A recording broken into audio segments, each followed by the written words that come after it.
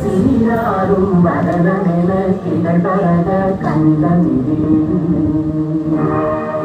வெக்கணமும் அதில் சிறந்த காவிரர்கள் திருநாடும் சற்று சிறு திரையுடனும் தரித்தவரும் திலகமுமே அத்திலக வாசனை போல் அனைத்துலகும் இன்பமுட எத்திசையும் புகழ் மணக்க இருந்த பெரும் தமிழனே தமிழனே உன் சீரமை சிறந்து என்று செயமறந்து வாழ்த்ததமே வாழ்த்ததமே வாழ்த்ததமே.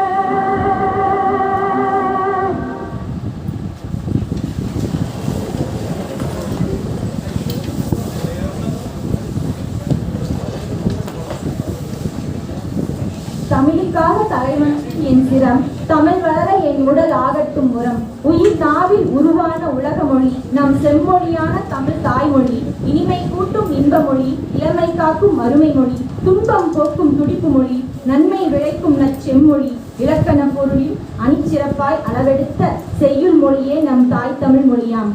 அடுத்ததாக எங்கள் கல்லூரியின் துடிப்புமிக்க தமிழ் பேராசிரியரும் தமிழ்துறை தலைவருமான முனைவர் திரு சீரா சுரேஷ் ஐயா அவர்களை வரவேற்புரை நல்க மேடைக்கு அழைக்கின்றேன். வருக ஐயா, வருக.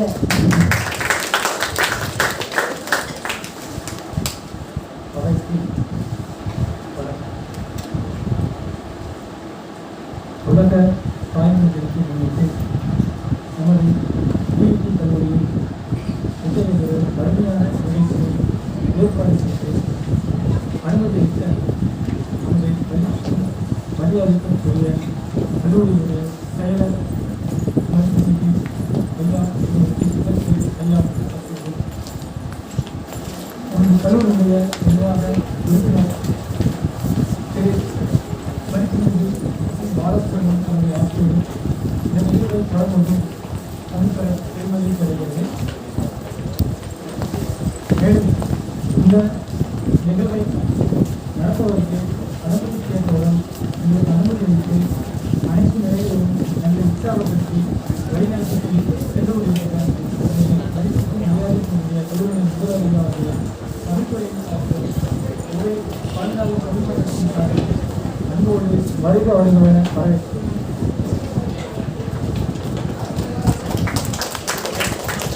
தமிழ்துறையின் செயல்பாடுகளுக்கு உறுதுணையாக இருந்து எங்கள் தோளோடு தோள் கொடுத்து வழிநடத்தி சென்று கொண்டிருக்கின்ற நமது நிர்வாக அலுவலர் ஐயா லோகேஷ்குமார் அவர்களை இந்த நேரத்தில் அன்போடு வருக வருகவென வரவேற்கிறோம்.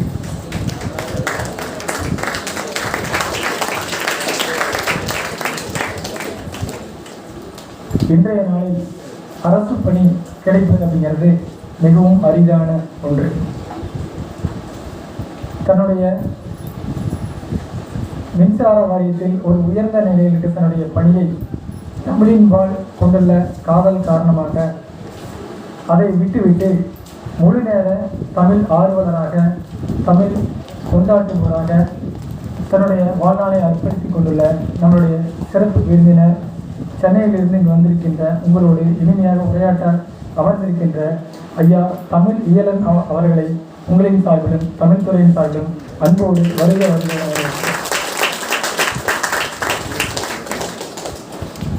பட்டதாரி ஆசிரியராக ஒரு பக்கம் தன்னுடைய பரிமாணத்தையும் அரசு பணியே மிக உயர்வானது, அந்த அரசு பணிக்கு நீங்கள் எல்லாம் ஆசைப்பட வேண்டும் என்று உங்களுக்கெல்லாம் உத்வேகம் ஊட்டி நல்ல வழிகாட்டுதலை தருவதற்காக நம்மிடையே வந்திருக்கின்ற ஐயா நரேந்திரன் சுப்பிரமணியன் அவர்களை தமிழ்துறையின் சார்பிலும் மாணவர்களின் சார்பிலும் அன்போடு வருக வருக வரவேற்கிறோம்.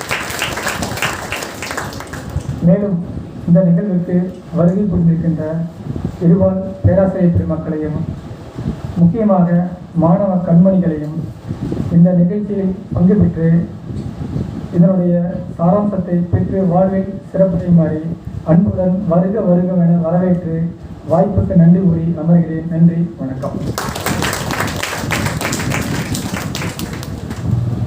நன்றி ஐயா. தங்களுக்கே இனிதான இனியதொரு பாடல் இனியதொரு பாணியில் வரவேற்புரை பொழிந்தீர்கள். இப்பொழுது சிறப்பு செய்தல் நிகழ்வு. நம் கல்லூரியின் முதல்வர் முனைவர் ரா. சரவணன் ஐயா அவர்கள் தற்பொழுது சிறப்பு விருந்தினர் திரு தமிழ் ஏழன் ஐயா அவர்களுக்கு சிறப்பு செய்ய அழைக்கின்றேன்.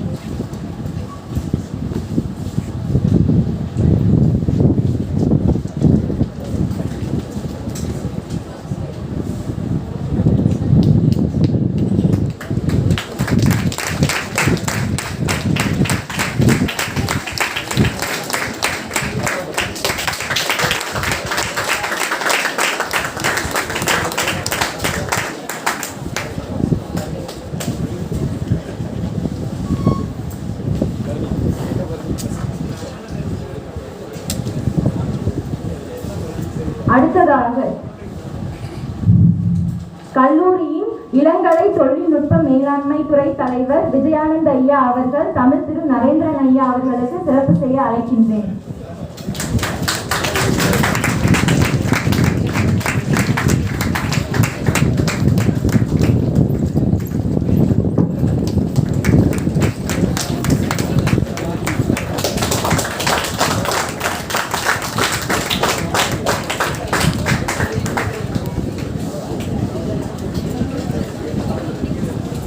தற்பொழுது இந்நிகழ்விற்கு மேலும் இனிமை சேர்க்கும் வண்ணம் மேலாண்மையியல் மாணவி பவதாரணி அவர்களை தாய்மொழி தமிழனை போற்றி பாடலை அன்புடன் பாட மேடைக்கு அழைக்கின்றேன்.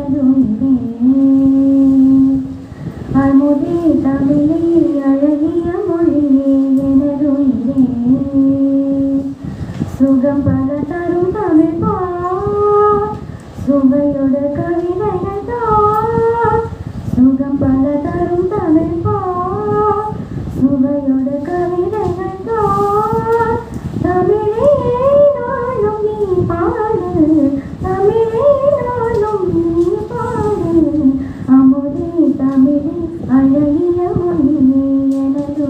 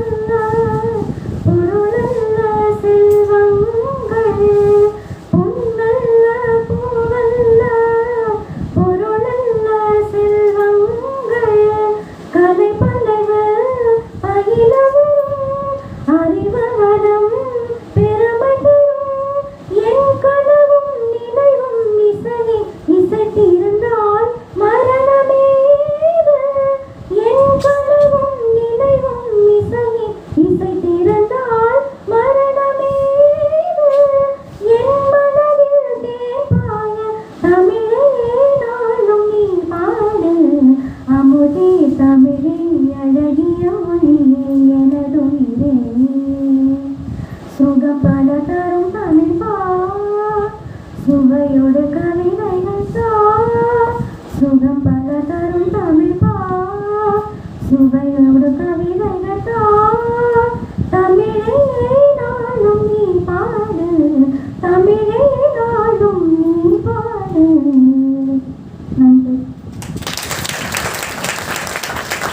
இந்த நிகழ்ச்சியில ஒரு முன்திட்டம் இல்லாமல் திடீர்னு வந்து பாடியிருக்காங்க, ரொம்ப அழகாக பாடியிருக்காங்க. அவங்களுக்கு வாழ்த்துக்களை தெரிவித்துக் கொண்டு நிகழ்ச்சி நடக்கிறது.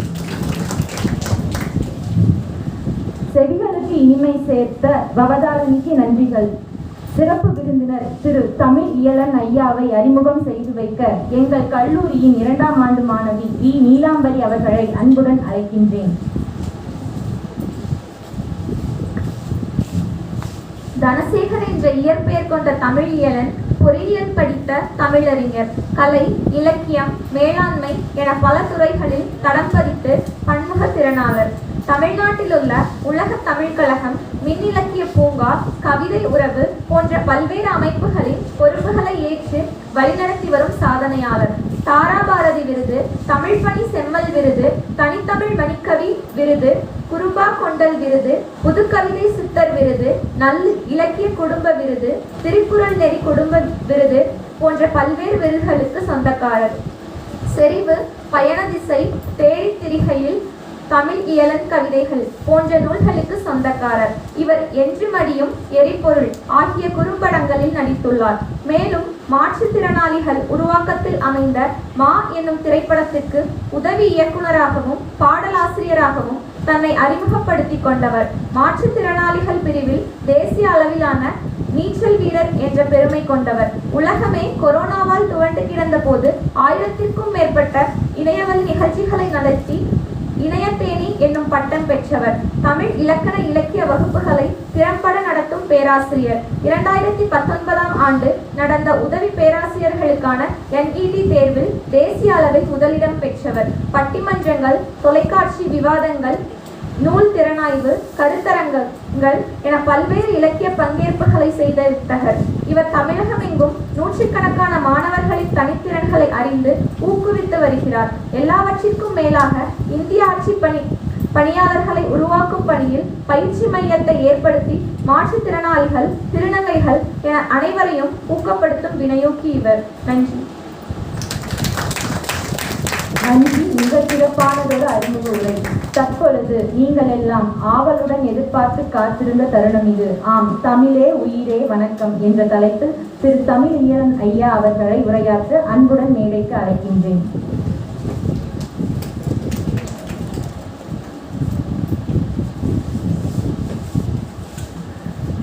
கல் தேய்த்து தீ கண்ட காலம் தொட்டு, கல்வெட்டு ஓலைகளில் வடிவம் தொட்டு, நல்ல சொல் தொட்டு நிற்கின்ற தமிழ் தாயை உன் தாழ் தொட்டு பணிகின்றேன். வாழ்த்துக்கம்மா. அனைவருக்கும் அன்பு கலந்த வணக்கம். வணக்கம் சொல்லலாமா? ஈரோடு காலம் போகும் அந்த தமிழ் துறை இருக்கிறதால வணக்கம் ஐயானே கேட்கிறது. ரொம்ப மகிழ்ச்சியான ஒரு நாள். உலக தாய்மொழி தினமாக அறிவிக்கப்பட்டிருக்கிற ஐநா சபையினுடைய நாளை நமது கல்லூரியிலே நாம் கொண்டாடி கொண்டிருக்கிறோம்.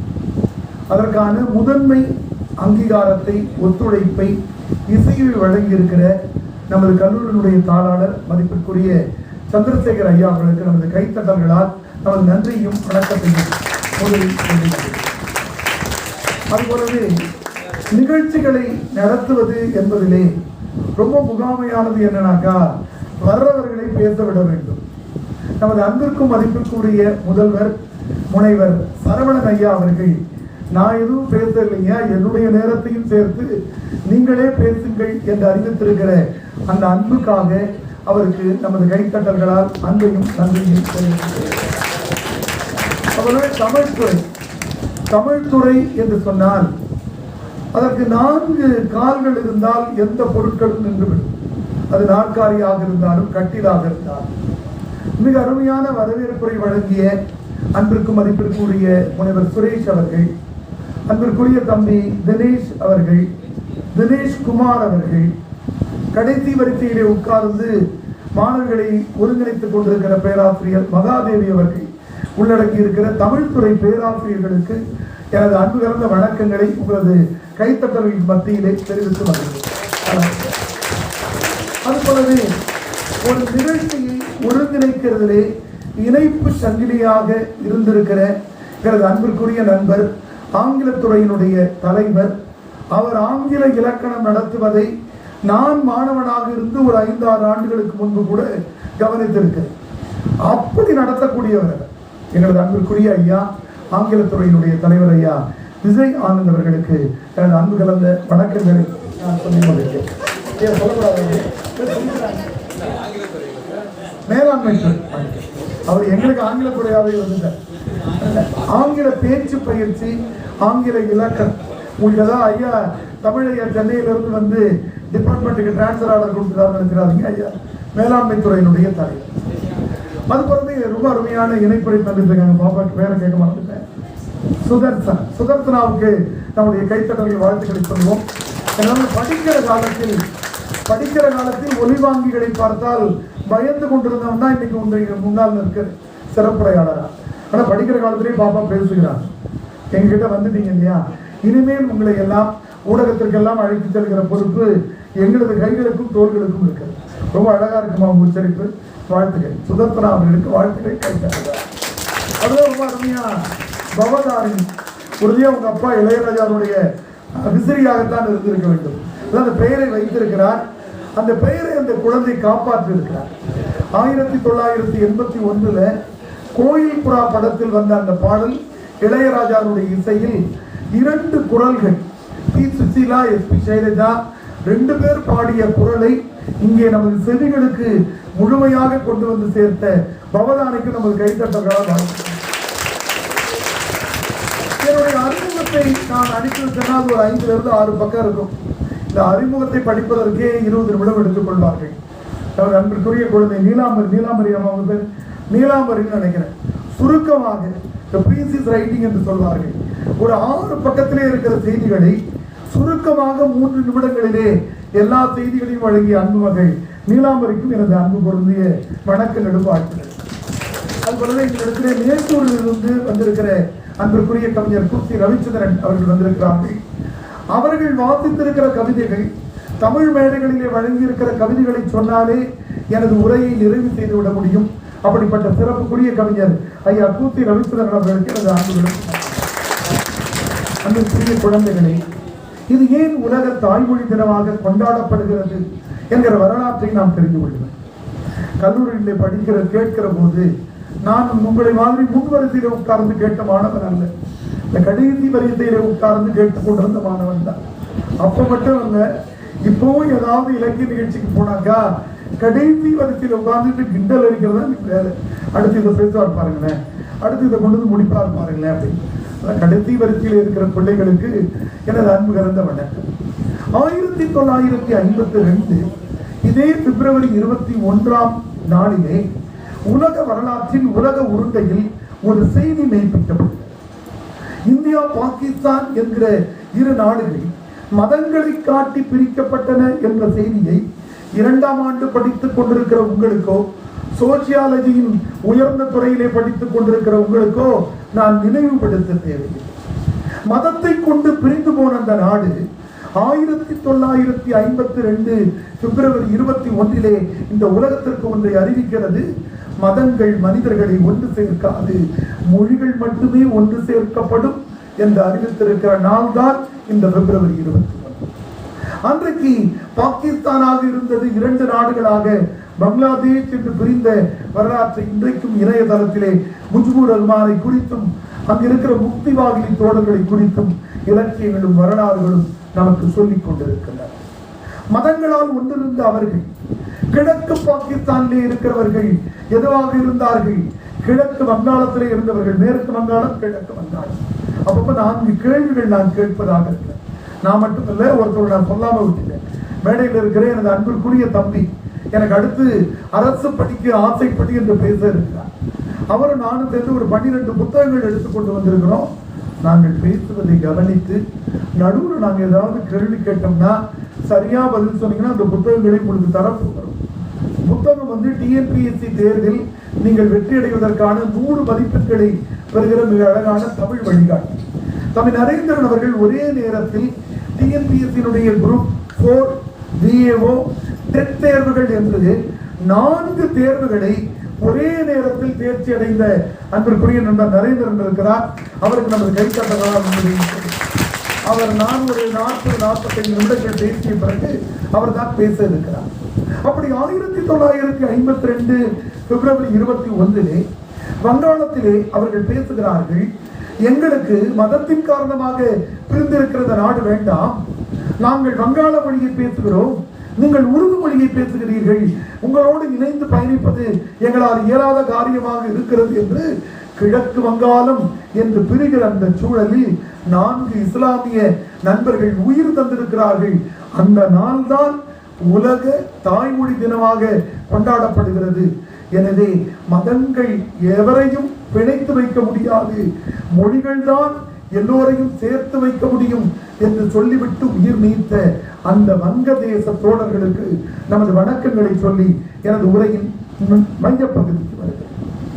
தாயே தமிழே வணக்கம் என்று சொன்னால் அங்கே 4வது வரிசையில் இருக்கிற பாப்பா சொல்லுகிற சப்தம் எனக்கு கேட்கும். இவர் எப்பதான் பேச தொடங்குவார், இன்னும் வரல போல இருக்கும் உரைக்கு சரி. அந்த குழந்தைகளே, எது தாய்மொழியாக இருக்கிறதோ அதில் தான் நீங்கள் சிந்திக்கிறீர்கள். ஒன்றை சொல்ல வேண்டும் என்று சொன்னால், இன்னைக்கு இவ்வளவு பேர் நாம உட்கார்ந்து இருக்கிறோம், நான் பேசிக் கொண்டிருக்கிறேன், அடுத்து தம்பி பேச போறாரு, சில நூல்கள் பரிசு கொடுக்க போகிறோம், ஒரு 4:15 4:20 உங்களுக்கு நிகழ்ச்சி முடியணும். முடிஞ்ச பிறகு நீங்க பேருந்துல கிளம்பணும், வீட்டுக்கு போகணும். இப்ப நீங்க என்ன சிந்திச்சுட்டு இருப்பீங்க? என்ன 4 மணி தான் சொல்லி கூப்பிட்டாங்க, 4:15 அதெல்லாம் யோசிக்கிறீங்க. அடுத்து என்ன யோசிக்கிறீங்க? நான் 4:15 இந்த கிளாஸ் முடிஞ்ச உடனே வெளியில போயிட்டு ஒரு டீ அடிச்சுட்டு சாயந்தரம் போயிட்டு இந்த டிவி எல்லாம் பார்த்துட்டு தொடர்லாம் பார்த்துட்டு அம்மா செஞ்சு கொடுக்குற உப்புமாவை சாப்பிட்டு நல்லபடியா தூங்கினையா, செமஸ்டர் வரும்போது படிச்சா போதும். அதான் நினைக்கிறீங்க இல்லையா? ஆனால் சுட்டு போட்டால் கூட அன்பு குழந்தைகளை, நீங்கள் ஆங்கில வழியிலே படித்திருந்தால் கூட உங்களது ஆங்கிலத்தால் உங்களால் சிந்திக்க முடியாது. After the completion of the section, we have to take a tea. After that, we have to return back to our home. After that, we have to take our dinner before taking rest. என்று உங்களால் சிந்திக்கவே முடியாது. எல்லோரும் அவர்கள் தாய்மொழியில் சிந்திக்கிறார்கள் என்பதால் தான் ஐநா சபை தாய்மொழி தினம் என்று. ஒருவேளை இந்த அரங்கத்தில் தெலுங்கு தாய்மொழியாக கொண்டவர்கள் இருக்கலாம், மலையாளத்தை தாய்மொழியாக கொண்டவர்கள் இருக்கலாம். உங்களது தாய்மொழியை நாங்கள் மதிக்கிறோம். இது உலக தமிழ் மொழி தினம் அல்ல, உலக தாய்மொழி தினம். இங்கிலாந்தில் இருக்கிற ஒரு வேலைக்கு செல்லுகிற, வீட்டு வேலையை செய்து கொண்டிருக்கிற ஒரு 45 வயது அம்மா படிக்காமல் இருந்தால் கூட அவர்கள் ஆங்கிலத்தில் தான் சிந்திப்பார்கள் என்பதை நாம் புரிந்து கொள்ள வேண்டிய தினம்தான் இந்த தாய்மொழி. அங்கே தமிழ் எப்படி உயர்ந்து நிற்கிறது, ஏன் அதை நாம் இன்னும் சிறப்பாக கொண்டாட வேண்டும், ஏன் இன்றைக்கு வெள்ளாளர் கல்லூரி அந்த செய்தியை முன்னெடுத்திருக்கிறது என்கிற ஒரு 6-7 செய்திகளை சொல்லி எனது உரையை நான் நிறைவு செய்து கொண்டிருக்கிறேன். அன்பிற்குரிய நண்பர்களே, உலகத்திலே இருக்கிற மொழிகளுக்கெல்லாம் மூத்த மொழி, உலகத்தில் இருக்கிற எல்லா மொழிகளுக்கும் தாய்மொழி தமிழ் என்று அறிவித்த அறிஞர் தமிழிலே ஒருவர் இருக்கிறார். அவருடைய பெயரை நீங்கள் கேள்விப்பட்டிருக்கிறீர்களா? ஞான தாய்மொழி என்று ஒருவர் எழுதியிருக்கிறார். பெயர் யாருக்காவது சொல்ல முடியுமா? கூகுள்ல கொஞ்சம் வாய்ப்பு கொடுத்தா போய் அடிச்சிருவீங்க. Who has told ஞான தாய்மொழி, தமிழ் ஞான தாய்மொழின்னு அடிச்சுன்னா வந்து யாருக்கா தெரியுமா? தவறு வந்து முயற்சி பண்ணலாம். தவறு. உலகத்தின் தாய்மொழி தமிழ் என்று அறிவித்திருக்கிறார் ஒரு அறிஞர். இப்பதான் 1856க்கும் இந்த நம்முடைய 1960-70 உலகத்தமிழ் மாநாடு வரையில் பங்கேற்கிறார். தவறுதெல்லாம் தவறு இல்லை, நீங்க முயற்சி பண்ணாலே முதல் பரிசு இருக்கிறது. விடை தவறாக இருந்தாலும் வாய்ப்பு இருக்கு, பேசலாம். அனுபவம் முதல்வர் இருக்கிறாரு, தமிழ் துறையெல்லாம் அம்மா தான் திட்ட மாட்டாங்கன்னு நினைக்கிறேன். விடை சொல்லுங்க தங்கம். தங்கம் எழுதுன்னு சொல்லுங்க. யாரும் கையை உயர்த்துங்க, கையை உயர்த்துங்க. விடை தவறா இருந்தாலும் பறித்து விட்டுன்னு சொல்றோம், கையை உயர்த்துங்க. ஏதோ ஒரு சத்தம் வருகிறது, கை வரல. சொல்லுங்க தம்பி. சொல்லிடுவாங்க நினைச்சோம். விட இங்க இருக்கிறது. 2 பேருக்கு சத்தமும் வந்தது. யார சொல்றீங்கன்னா இன்னொரு வாய்ப்பு. பின்னாடி இருக்கிற குழந்தைகள் சொல்லுங்க. அவர் சொல்றாரா? அந்த பெரிய குழந்தைகளை பரவாயில்ல. நீங்கள் தமிழை முதன்மை பாடமாக எடுத்து படிக்கிற குழந்தைகளாக இருந்தால் உங்களை திட்டலாம். நீங்கள் ஆங்கிலம் படித்துக் கொண்டிருப்பவர்கள், சோசியாலஜி படித்துக் கொண்டிருப்பவர்கள், தவறு ஒன்றுமில்லை. மீண்டும் ஒரு வாய்ப்பு. உலகத்தின் தாய்மொழி தமிழ் என்று சொன்ன அந்த அறிஞர் தமிழ்நாட்டு அறிஞர் தான்.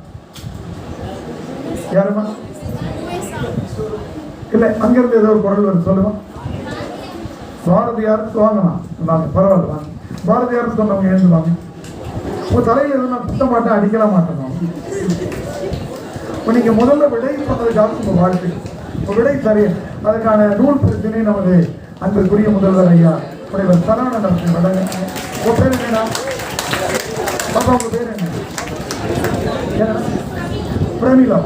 பிரமிளா அவர்களுக்கு நமது கைத்தட்டக்கார வாழ்த்துக்கள்.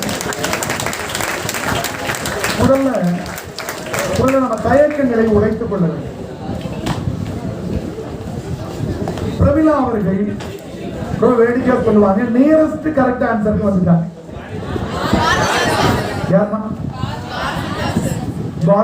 பாரதியார் விட்ட உடனே நியரஸ்ட் ஆன்சர்னா எங்க போகும் பிள்ளைகளுக்கு தெரியும். நம்ம தென்கட்சி சுவாமிநாதன் ஒரு நகைச்சுவை சொல்லியிருப்பாரு. அவர் அந்த கேள்வி விட்டு அந்த கேள்விக்கான விடையினா தென்கட்சி சுவாமிநாதன் ஒரு நகைச்சுவை சொல்லியிருப்பாரு. ஒரு பேங்கிங் எக்ஸாம்ல கம்பல்சரி கொஸ்டின்ல அப்போ ஒரு 20-25 வருஷம் முன்னாடி 7 into 6 எவ்வளோன்னு கேட்டிருந்தாங்க. 7 6 எவ்வளோமா? 7 into 6. எல்லாருக்கும் புத்தகம் தந்துட வேண்டியதான். கணக்கில் திறந்து இருக்கு. 7 6 42. ஆனால் இந்த ஆள் போனவன் என்ன பண்ணிட்டான், 41 எழுதிட்டு வந்துட்டான். ஆனால் இவருக்கு வேலை கிடைச்சிச்சு, ஆர்டர் தான் வந்துருச்சு. வந்து மொத்தம் 18 பேர்ல 2 பேருக்கு தான் வேலை கிடைச்சி, இவனுக்கு கிடைச்சிருச்சு. ஒரு மாதம் அமைதியாகவே இருந்தான். அமைதியாகவே இருந்துட்டு ஒரு மாதம் தமிழை வாங்கின உடனே ரெக்ரூட்மெண்ட் செக்ஷன் பக்கம் போய் கேட்டான். நான் 7 6 42க்கு 41 எழுதிருந்தேன், எனக்கு போய் வேலை கிடைச்சிட்டேன்னா அந்த ரெக்ரூட்மெண்ட் செக்ஷன்ல சொன்னாங்க, நியரஸ்ட் கரெக்ட் ஆன்சர் எழுதுன்னு நீங்க 2 பேர் தான்ப்பா அப்படின்னு. 42க்கு பக்கமா 41 எழுதுந்து 2 பேர், மீதி பேர்லாம் 18 60 எழுதிப்பாங்க. அப்படி பிரமிளா அவர்கள் உலகத்தின் உச்சியிலே நின்று கொண்டிருந்த எட்டயபுரத்து வீசை கவிஞர், யாவறிந்த மொழிகளிலே தமிழ் மொழி போல் இனிதாவது எங்கும் காணோம் என்று எழுதிய காரணத்தினால் அந்த பரிசை பிரமிளாவுக்கு தந்திருக்கிறோம். ஆனால் உலகத்தின் தாய்மொழி தமிழ் என்று சொன்னவர் தேவநேய பாவாணர். அவருக்கான நமது கைத்தட்டர்களால் நன்றிகளை சொல்லுங்க. ரொம்ப பேரு பாரதிதாசன் சொல்லிட்டு புத்தகம் வாங்கிடலாம் அப்படின்னு நினைச்ச பிள்ளைகள்லாம் பெரிய அதிர்ச்சியில் இருக்கிறாங்க. தேவநேய பாவாணர். தேவநேய பாவாணர் என்கிற மொழியியல் அறிஞர் கணினிகள் இல்லாத காலகட்டத்தில் எதை தேடினாலும் கிடைத்து விடுகிற கூகுள் போன்ற இணைய இயந்திரங்கள் இல்லாத காலகட்டத்தில் தமிழில் இருந்த அனைத்து நூல்களையும் படித்தறிந்தார். அனைத்து நூல்களிலேயும் எத்தனை இடங்களிலே பெயரச்சங்கள் வருகின்றன என்று தொகுத்து எழுதுகிற அறிவாற்றல் அவருக்கு இருந்தது. எத்தனை இடங்களிலே வினைத்தொகை இருக்கிறது என்று எடுத்தெழுதுகிற ஆற்றல் அவருக்கு இருந்தது. அவர் சொன்னார், இந்த உலகம் என்பது, புவியியல் அறிந்திருக்கிற குழந்தைகளுக்காக சொல்லுகிறேன், இந்த உலகம் என்பது ஒரே இடத்தில் ஒரே வட்டமாக ஒரே நிலப்பரப்பாக இருந்தது. அதைத்தான் புவியியல் படிக்கிற குழந்தைகள் கொஞ்சம் முன்பாக லெமூரியா கண்டம் என்றும் கோண்டுவானா என்றும் படிக்கிறோம். அப்படி இருந்த காலகட்டத்தில் தமிழர்கள் வெறும் குறியீட்டு சொற்களாக பேசிக் கொண்டிருந்த காலகட்டத்தில் ஆஸ்திரேலியா கண்டம் பிரிந்து சென்றது. வெறும் நிலம் நீர் என்று அசை சொற்களாக பேசிக் கொண்டிருந்த காலகட்டத்தில் அமெரிக்கா பிரிந்து சென்றது. சின்ன சின்ன சொற்றொடர்களை பயன்படுத்திக் கொண்டிருந்த காலகட்டத்தில் ஆப்பிரிக்கா பிரிந்து சென்றது. ஓவிய வடிவ எழுத்துக்கள் இருந்த காலகட்டத்தில் சீனா பிரிந்து சென்றது என்று வைப்பித்திருக்கிறார் தேவநேய பாவாணர். இந்த பெயரை ஞாபகம் வச்சுக்கோங்க. நான் வேறொரு கேள்வி, அன்பிற்குரியவர்களே, அதுதான் இந்த தாய்மொழியின் சிறப்பு. என் தாய்மொழியின் சிறப்பு என்ன தெரியுமா? அல்லது நம் தாய்மொழியின் சிறப்பு என்ன தெரியுமா? இந்த உலகத்தில் மனிதர்களை பிரித்து வைத்திருந்த போது மனிதர்களை சேர்ப்பதற்காக எழுதிய உலகத்தின் முதல் மொழி தமிழ். அன்பிற்குரிய நண்பர்களே, ஒரு திருக்குறள் இருக்கிறது, பள்ளிக்கூடத்தில் நீங்கள் படித்திருக்கக்கூடும். அதை அடுத்த கேள்வியாக வைக்க முழுமையாக அந்த குறளை சொல்ல முடியுமா என்று பாருங்கள். இல்லை என்றால் கூகுளில் தேடி பார்த்து கொஞ்ச நேரம் கழித்து சொல்வதற்கு கூட வாய்ப்பு தருது. செல்பேசி பயன்படுத்தலாமா? பயன்படுத்த. பிறப்புக்கும் எல்லா உயிருக்கும், 2வது வரி தெரியுமா இருக்காது? பிறப்புக்கும். நீங்க எழுந்திருக்கலாம் பாப்பா, நீங்க எழுந்திருங்க. சத்தம் மட்டும் விடுறீங்க, பரவாயில்ல, தப்பா சொன்ன. உங்க பேர் என்னமா? இல்லைங்க, நீங்க நின்றுட்டீங்க மாதிரி நின்றுறதுக்கே உங்களுக்கு கேட்க. பிறப்புக்கும் எல்லா உயிருக்கும். நீங்க சொல்லுங்க, நான் டப்பிங் மட்டும் வாயடிச்சேன். வேற யாருக்கா தெரியும்? உங்களுக்கு தெரியுதாமா? அடுத்தது பிறப்புக்கும் எல்லா உயிருக்கும் சிறப்பு. வேற யாருக்கா தெரியுமா? யாரோ சொல்லுங்க தாங்க. தப்பா இருக்க பரவாயில்ல, நீ வாமா, முதல்ல வாமா, நரேந்திரன் சொல்லுங்க தாங்க. நீங்க 2 பேருமே வாங்க. உங்க பேர் சொல்லுங்க. ரசிக. தங்க உங்க பேர் சொல்லுங்க. ஒரு நிறம் தங்கம் ஒரு போட்டோ மேல வா மேல வா. பிறப்புக்கும் எல்லா உயிர்க்கும் சிறப்புவா செய்தொழில் வேற்றுமையா. ஏமா எல்லாரும் எனக்கு என்ன சொல்றாங்க. அப்போ அன்பிற்குரிய நண்பர்களே, எனது தாய்மொழி எங்கே உயர்ந்தது என்று சொன்னால், இந்த உலகத்திலே இருக்கிற மொழிகள் மனிதர்களை பிரித்து வைத்திருந்த போது எனது வள்ளுவ பாட்டன் சொல்கிறான், பிறப்புக்கும் எல்லா உயிர்க்கும் என்று சொல்லுகிறான். அன்பிற்குரிய குழந்தைகளே, அந்த வார்த்தையை கவனியுங்கள். பிறப்புக்கும் எல்லா மனிதருக்கும் என்று சொல்லவில்லை. நன்றாக கவனியுங்கள். பிறப்புக்கும் எல்லா மனிதருக்கும் என்று சொல்லவில்லை, பிறப்புக்கும் எல்லா உயிர்க்கும் என்று சொல்லுகிறான் வள்ளுவ பாட்டன். இந்த உலகத்தில் இருக்கிற மனிதர்கள் மட்டும் சமமானவர்கள் இல்லை. இந்த உலகத்தில் இருக்கிற விலங்குகள், இந்த உலகத்தில் இருக்கிற பறவைகள், இந்த உலகத்தில் இருக்கிற தாவரங்கள், புழுக்கள், பூச்சிகள் என்று இருக்கிற எல்லா உயிர்களும் சமம் என்று சொன்ன வள்ளுவ பாட்டனுக்காக நமது கைத்தட்டர்களால் வாழ்த்துக்கள். அதனால் என் தாய்மொழி உயர்ந்தது. அதனால் எனது உலக தாய்மொழி தினத்தை நான் செம்மாந்து கொண்டாடி கொண்டிருக்கிறேன். அன்பிற்குரியவர்களே, இந்த மண்ணிற்கு எவ்வளவோ செய்திகள் வந்திருக்கின்றன. கல்லணை கண்டது யாருமா? 12 புத்தகம் எடுத்து வந்து. கரிகாலன் என்பவன் கல்லணையை கட்டினான். அந்த குழந்தைகளை சிந்தித்து பாருங்கள். அதே சமகாலத்தில் எகிப்திலே பிரமிடுகள் கட்டப்பட்டன. பிரமிடுகள் ஏன் கட்டப்படுகின்றன? அங்கே இருக்கிற பிணங்களை பாதுகாப்பதற்காக கட்டப்படுகின்றன. குழந்தைகளை கொஞ்சம் சிந்தித்து பாருங்கள். ராஜாக்கள் இறந்து விடுகிற போது அவருடைய பிணங்களை அந்த பிரமிடுகளிலே புதைத்து வைத்து அவர்களுக்கு தேவையான உணவையும் உடையும் வைத்து மீண்டும் அவர்கள் உயிரோடு வருவார்கள் என்று நம்பினார்கள். தமிழர்கள் கூட அப்படி முதுமக்கள் தாழிகளிலே செய்திருக்கிறார்கள், இல்லை என்று நாம் சொல்லவில்லை. ஆனால் சமகாலத்தில் நைல் நதியிலே பெரும் கற்களை புரட்டி எடுத்து கொண்டு வந்து பிணங்களை பாதுகாப்பதற்காக பிரமிடுகள் கட்டிய அதே கான்டெம்பரரி சொசைட்டி, அதே சமகால சமூகத்தில் கரிகார் சோழன் என்கிற பெருவளத்தான் சிமெண்ட் இல்லாமல், பற்ற வைப்பு இயந்திரம் இல்லாமல், கிரேன் என்று சொல்லப்படுகிற பழுதூக்கும் இயந்திரங்கள் இல்லாமல் கல்லணையை கட்டியிருக்கிறான் அல்லவா? அவனது சிந்தனை அறிவை கொண்டாடுவதற்காக நாம் தேர்ந்தெடுத்திருக்கிற நாள் தான் எனது தாய்மொழி நாள், உலக தாய்மொழி நாள். கரிகாலனுக்காக ஒரு கைத்தட்டல் கொடுப்போம். நாம் பார்க்கிறோம், நாம் சிந்திக்கிறோம். அன்பிற்குரிய குழந்தைகளை நீங்கள் பார்க்கிறீர்கள். எனக்கு சொந்த ஊர் கடலூர். கடலூரை சேர்ந்தவர்கள் யாராவது இருக்கிறீர்களா? கடலூருக்கு பயணம் செய்திருப்பீர்கள். அங்க நீங்க வந்தீங்கன்னா 2 பாலங்கள் இருக்கின்றன.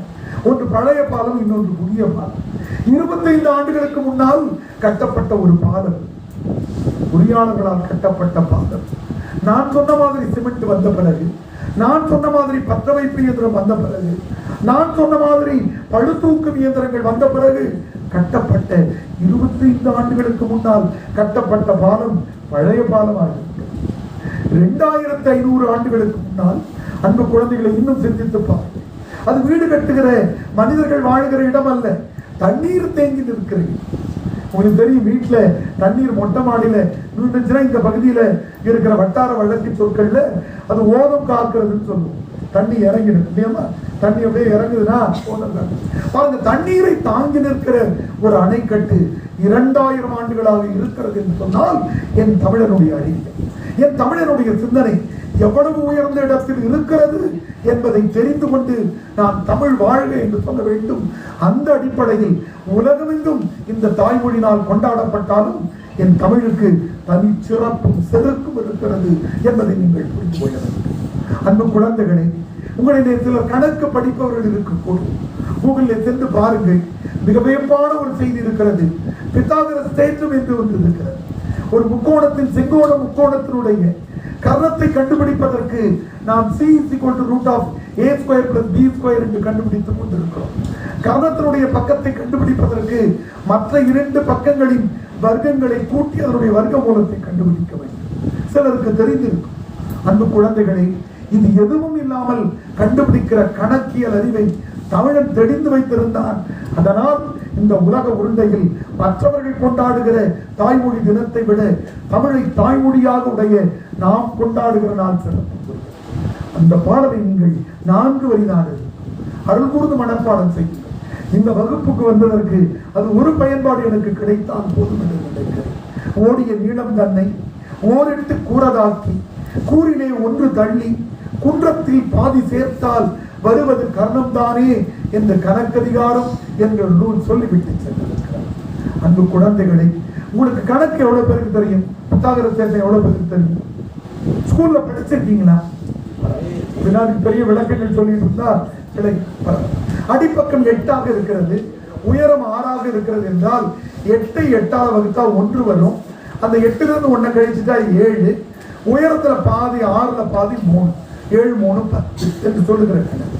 அப்படி கணக்கை தெரிந்து வைத்திருந்தான். பித்தாகர தேற்றம் என்பது ஐரோப்பியல் நமக்கு சொன்னதல்ல, நாம் தெரிந்து வைத்திருந்தது.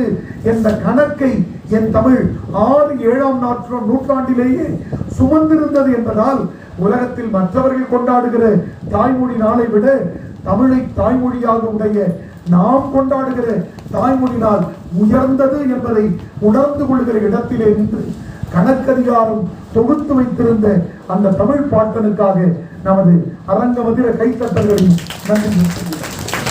அன்புக்குரிய குழந்தைகளை, ரொம்ப எளிமையான கேள்வி ஒன்றை உங்களிடத்திலே கேட்கும். நமக்கெல்லாம் எத்தனை அறிவு இருக்கிறது? 6. நரேந்திர ஒரு லாரியில புத்தகம் எடுத்து வந்திருக்கணும். இந்த 6 அறிவு எதுன்னு உங்களால வரிசையா சொல்ல முடியுமா? யாரோ ஒருத்தவங்க ரொம்ப பேர் சொல்ல முடியும். அதனால பதில் சொல்லலாம்னு நினைக்கிறவங்க எழுந்து நின்று இந்த 6 அறிவு எது? சும்மா தவறாங்க தம்பி எழுது. இல்லையா, அவர் ஏங்க பண்ணியா வகுப்பே அசைஞ்சிட்டு தான் இருப்பாரு. அவர் அசைஞ்சு யார் சொல்றீங்களா? யாருமா சேர்ல இருக்கணும்னு கேட்டு சொல்லுங்க சொல்லு பாப்பா. உன் பேர் என்னடா?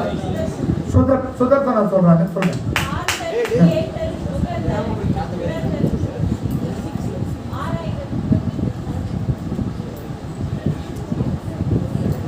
அங்கேருந்து யாராவது விட்டுக்கிட்டு கொடுக்காங்க பார்த்துக்கிட்டே. ஏன்னா இந்த ஏபிசிடி ஆப்ஷன் சொல்ற மாதிரி தலைவர்கள் வாமா. சுதர்சனா அவர்களுக்கு அன்றைக்குரிய தமிழ்துறை தலைவர் சுரேஷ் அவர்கள் இந்த நூல் பரிசு வழங்கி அன்றைக்குரிய குழந்தைகளை ரொம்ப அழகா ஓரளவுக்கு இவன் மேல வரலாம். நான் இருக்கேன் வரலாறு பாத்தீங்கன்னா, அன்பு குழந்தைகளை, இந்த ஒரு வினாடி அடுத்த 10 வினாடிகள் என்னை கவனியுங்கள். இந்த 6 அறிவு கோட்பாட்டை உலகத்திற்கு தந்தவன் சார்லஸ் டார்வின் அல்ல. தாய்மொழி நாளில் நீங்கள் தெரிந்து கொள்ள வேண்டிய மைய செய்தி, அன்பிற்குரிய தமிழ் ஆசிரியர் பெருந்தகைகள் இருக்கிற இடத்திலே சுரேஷ் அவர்களும் மகாதேவி அவர்களும் தினேஷ் அவர்களும் தினேஷ்குமாரும் இருக்கிற இடத்தில் உங்களுக்கு சொல்லி இருப்பார். அதை நினைவுபடுத்துகிறேன். இந்த 6 அறிவு எது தெரியுமா? இங்க பாருங்க, ஒரு வினாடி என்ன பாருங்க. இது 1 2 3 4 5 6 மேல மேல இருக்கு பாருங்க. தொட்டால் மட்டும் தெரியும் என்றால் ஓரறிவு, தொட்டால் தெரியும் சுவையும் தெரியும் என்றால் 2 அறிவு, இந்த 2ம் தெரிந்து வாசனை தெரியும் என்றால் 3 அறிவு, இந்த 3ம் தெரிந்து வண்ணம் வடிவம் தெரியும் என்றால் 4 அறிவு, இந்த 4ம் தெரிந்து கேட்கிற திறன். கண்ணு கொஞ்சம் மேலதான் காது இருக்கும், மூக்கு மூடி போட்டுக்கொள்ள தொட்டு பார்த்து காது, அதுக்கும் மேலே நல்லது கெட்டதை சிந்திக்கக்கூடிய மூளை இருக்கிறது. அன்பு குழந்தைகளே, இந்த முறை தமிழக அரசுடைய பாடத்திட்டத்தில் இந்த 2 ஆண்டுகளுக்கு முன்புதான் தொல்காப்பியன் சொன்ன இந்த நூற்பா அன்பிற்கும் மதிப்பிற்கும் உரிய உதயச்சந்திரன் IAS அவர்கள் இருக்கிற காலகட்டத்தில் சேர்க்கப்பட்டிருக்கிறது. உதயச்சந்திரன் அவர்களுக்கு நமது நன்றியின் வணக்கத்தை. இந்த உலகத்திற்கு 6 அறிவு கோட்பாட்டை ஐரோப்பிய மக்களுக்கு சொன்னவர் வேண்டுமானால் சார்லஸ் டார்வினாக இருக்கிறார். ஆனால் தாய்மொழி தினம் கொண்டாடி கொண்டிருக்கிற இந்த நாளை இதை முதலில் உலகத்திற்கு அறிவித்தவன் எனது தொல்காப்பிய பாட்டு. 1 அறிவதுவே உச்சறிவதுவே, 2 அறிவதுவே அதனோடு நாவே, 3 அறிவதுவே அவற்றோடு மூக்கே, 4 அறிவதுவே அவற்றோடு கண்ணே, 5 அறிவதுவே அவற்றோடு செவியே, 6 அறிவதுவே அவற்றோடு மனமே என்று இந்த உலக இலக்கியங்களில் 6 அறிவு பாகுபாட்டை முதலில் சொன்னவன் தொல்காப்பிய பாட்டன். முதலில் சொன்ன மொழி தமிழ் மொழி என்கிற பெருமையோடு நாம் இந்த உலக தாய்மொழி தினத்தை கொண்டாட வேண்டும். தொல்காப்பிய பாட்டனுக்காக நாம் அரங்கம் வந்து ஒரு கைப்பற்ற வேண்டும். அன்புக்குரிய நண்பர்களே, உங்களுக்கு இதைத்தான் அடுத்த வினா. நான் உடனே கேட்கப் போவதில்லை, நீங்கள் சென்று படிக்கலாம். இன்னொரு 10 நிமிடம் கழித்து இதை ஒப்புவிக்க முடியும் என்று சொன்னால் உங்களுக்கு அடுத்த பரிசு. இது என்ன படிப்பது ரொம்ப கடினம், ரொம்ப எளிமை. ஒன்றறிவதுவே உற்றறிவது, இரண்டறிவதுவே அதனோடு நாவே, நாக்கேன்னு சொல்லாம நாவே. மூன்றறிவதுவே அவற்றோடு மூக்கே, நான்கறிவதுவே அவற்றோடு கண்ணே, ஐந்தறிவதுவே அவற்றோடு செவியே, ஆறறிவதுவே அவற்றோடு மனம். திருக்குறளோடு எளிமை. மீண்டும் சொல்லுகிறேன் பாருங்கள். 10 நிமிடம் கழித்து நூற்பாவை நான் ஒப்புவிக்கிறேன் என்று சொல்லுகிற குழந்தைகள் கை தூக்கலாம். உங்களுக்கு அடுத்த பரிசு இருக்கிறது. நடுவே நான் ஒப்பிப்பேன் அப்படின்னா நீங்க கை தூக்கலாம். எப்ப வேணா 10 நிமிடம் கழித்து தான் கை தூக்கணும். மீண்டும் ஒரு முறை சொல்லுகிறேன். ஒன்றறிவது, ஆமா ஒன்றறிவதுவே, ஆமா அது நல்ல ஐடியா. நான் பேச பேச ஆடியோ ரெக்கார்ட் பண்ணிட்டு இதுக்கப்புறம் நீ எதையாவது பேசியா அப்படின்னு காதல தூக்கி ஹெட்போனை போட்டீங்கன்னா நம்முடைய முறை.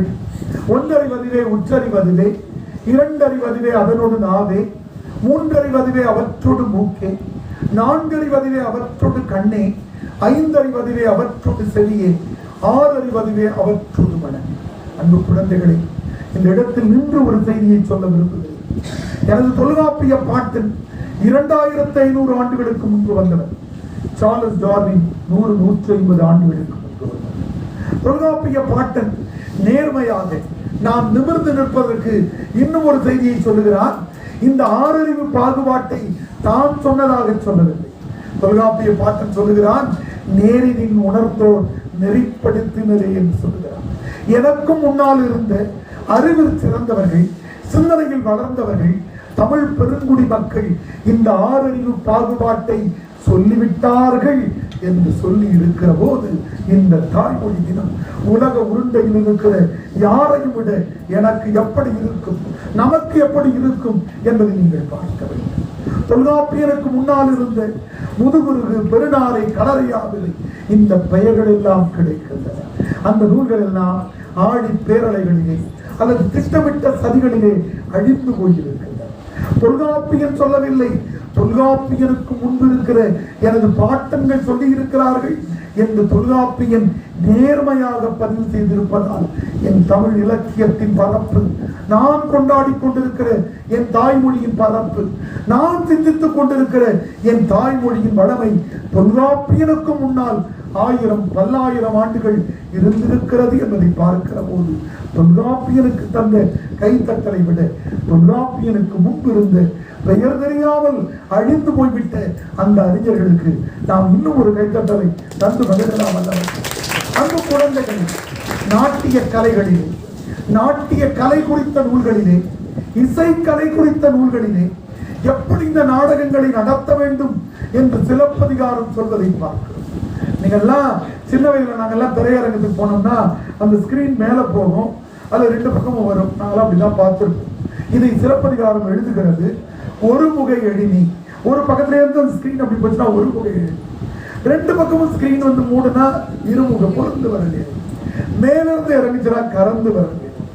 இந்த நாட்டியம் ஆடுவதற்கான மேடை எப்படி இருக்க வேண்டும், அந்த நாட்டியம் ஆடுவதில் திறமை பெற்றவர்கள் இன்றைக்கு முனைவர் என்று சுரேஷ் ஐயா அவர்களையோ அன்றைக்குரிய முதல்வர் சரவணன் அவர்களையோ சொல்லுகிற மாதிரி அன்றைக்கு இசையிலும் நாட்டியத்திலும் உயர்ந்தவர்களாக இருந்தால் அவர்களுக்கு தலைக்கோல் என்ற பட்டம் தரப்பட்டிருக்கிறது. எவ்வளவு சிறந்த செய்திகள் பாருங்கள்.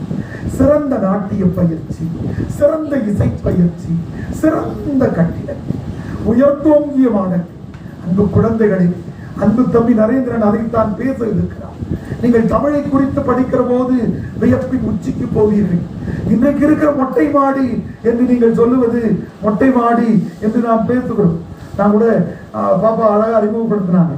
மிக விரைவில் வெளிவர இருக்கிற நம்முடைய டூரிங், நம்முடைய கபாலி டாக்கீஸ் என்ற படத்துல ஒரு காதல் பாட்டு எழுதியிருக்கிறேன்.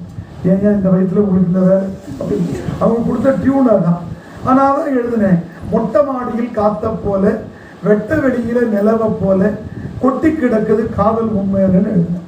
நம்ம சூப்பர் சிங்கர் திவாகரன் தம்பி அந்த பாட்டை பாடியிருக்கிறார். இந்த மொட்டை மாடி என்பதற்கு தமிழ் இலக்கியங்களிலே வேயா மாடம் என்று சொல்லப்பட்டிருக்கிறது. அங்கிருக்கிற குழந்தைகளை இங்கு நாம் பார்த்து கொண்டிருக்கிற கட்டிடங்கள் அல்ல, நாம் இன்றைக்கு பார்த்து கொண்டிருக்கிற வாட்ச் டவர்ஸ் இந்த ஆங்கிலத்தில் சொல்வதை பார்வல் இருக்கைகள் என்று தமிழர்கள் அனுபவித்திருக்கிறார். அன்பு குழந்தைகளை, உங்களை எவ்வளவு பேர் அசைவம் சாப்பிடுவீங்கம்மா? நான்வெஜ் சாப்பிடுறவங்க எவ்வளவு பேர்? அது வேணாம், எல்லாரும் அதையா தூக்குவோம். அவர் ஒருத்தர் குரல் கொடுக்கிறார், என் காதல கேட்காதுன்னு நினைச்சிட்டு நான் பியூர் நான்வெஜ் ஆடுறேன் இல்லையா? காதல வச்சு எவ்வளவு பேருமா வெஜிடேரியன்? 4 பேர் தான் இருக்கிறேன். அன்பு குழந்தைகளே, சங்க இலக்கியத்தில் ஒரு குறிப்பு கிடைக்கிறது. சங்க காலத்தில் கெட் டுகெதர், வெற்றி விழாக்கள், கொண்டாட்டங்கள் என்று வந்தால் அங்க அசைவ உணவுகள் மட்டுமே வழங்கப்பட்டிருக்கின்றன. அசைவ பிரியர்கள் ஒரு கை தட்டலாமா? இன்னைக்கு நான் பேசிக் கொண்டிருக்கிறேன், நேரம் ஆயிடுச்சுங்க. 3 அன்புக்குரிய நண்பர்களே, இந்த கம்பியில சுட்டு சாப்பிட்ற கிரில்டு சிக்கன் இருக்கிறது, அது சங்க காலத்தில் தமிழன் சாப்பிட்டதுதான். அதெல்லாம் தாண்டி எல்லாம் நீங்க எதையும் சாப்பிட முடியாது. இன்னைக்கு நீங்கள் வைத்துக் கொண்டிருக்கிற மோர் குழம்பு, இன்னைக்கு யூடியூப்ல போயிட்டு நம்முடைய ஒரு சேனல் வந்து இந்த கிராமத்துல சமைச்சு 1 கோடி பேர் இந்த சேனல் என்னமா, அதுக்கு புத்தகம் தர மாட்டீங்களா? அதான் அன்பு குழந்தைகளே, அப்படி சங்க காலத்தில் உணவே அன்பிற்குரிய குழந்தைகளை இதை புரிந்து கொள்ளுங்கள். நீங்கள் இந்த வகுப்புக்கு வந்திருக்கிறீர்கள், உங்களுக்கு சிலருக்கு கால் வலி இருக்கும், சிலருக்கு முதுகு வலி இருக்கும். இன்னும் கொஞ்சம் பேரை கூட்டு கேட்டோம்னா, ஐயா எனக்கு பிபியே இருக்கியா, சுகர் வந்துருச்சா? அன்பு குழந்தைகளே, திருமூலன் 3000 ஆண்டுகளுக்கு முன்னால் எங்கள் வீட்டில் எழுதி ஒட்டி வச்சிருக்கேன். ரொம்ப எளிமையான வழி. இன்னைக்கு கல்லூரியில வந்தேன், ரொம்ப அருமையான விருந்தோம்பல். வந்த உடனே தேநீர் கொடுத்தாங்க, மதியம் உணவு, மாலையில போகும்போது தேநீர், எல்லாமே தயாராக இருக்கிறது. ஆனால் நான் ஒன்றை செய்தேன், திருமூலன் சொன்னதை செய்தேன்.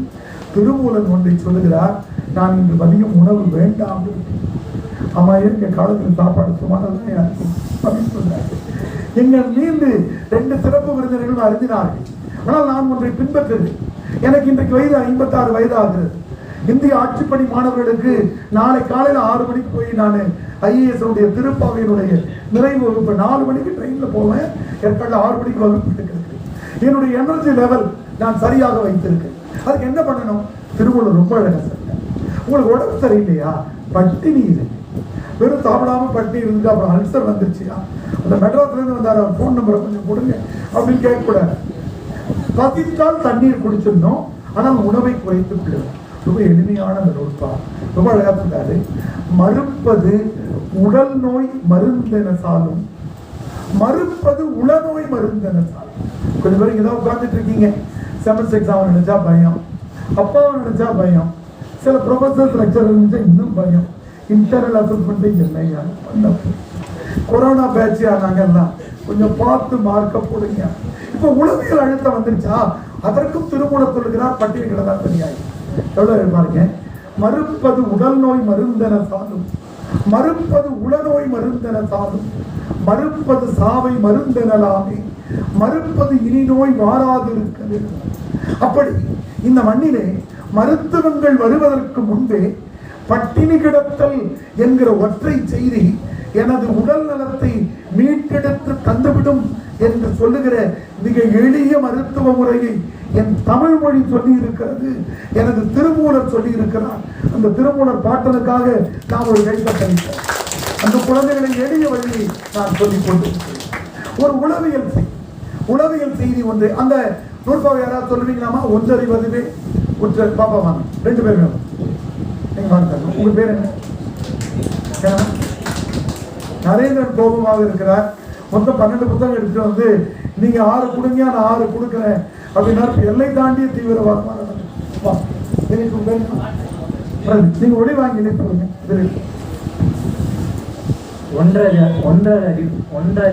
ஒன்றறிவது அதுவே உற்றது அறிவதுவே, 2 அறிவது அதுவே அதனோடு நாவே, 3 அறிவது அதுவே அதனோடு மூக்கே, 4 அறிவது அதுவே அதனோடு கண்ணே, 5 அறிவு அதுவே அதனோடு செவியே, 6 அறிவு அதுவே அதனோடு மனநே.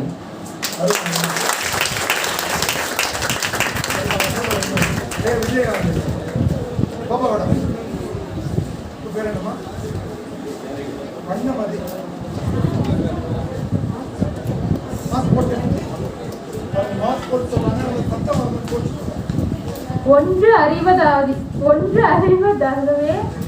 உற்று அறிதல் பரவாயில்ல, ஒன்றறிவதுவே உற்றறிவது. நீ படிச்ச மாதிரி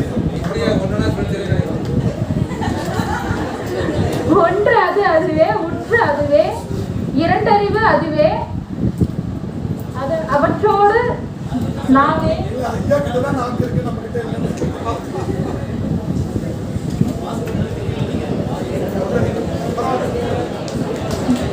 மூன்று அறிவது அதுவே, அவற்றோடு மூக்கே. நான்கு அறிவது அதுவே, அவற்றோடு கண்ணே. ஐந்து அறிவது அதுவே, அவற்றோடு செவியே. ஆறு அறிவது அதுவே, அவற்றோடு மனனே.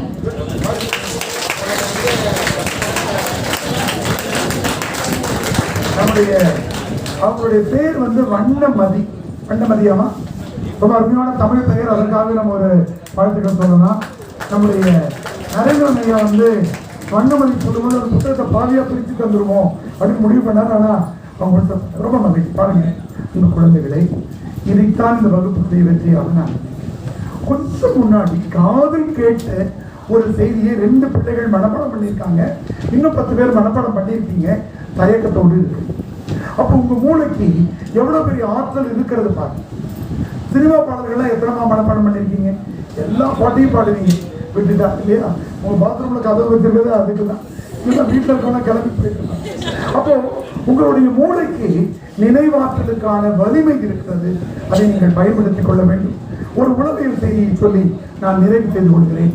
அப்போ தமிழர்கள் கட்டிடக்கலையை சிந்தித்திருக்கிறார்கள், நாட்டிய கலையை சிந்தித்திருக்கிறார்கள், உடல் நலத்தை சிந்தித்திருக்கிறார்கள், உளவியல் கூறுகளை சிந்தித்திருக்கிறார்கள், உளவியலை.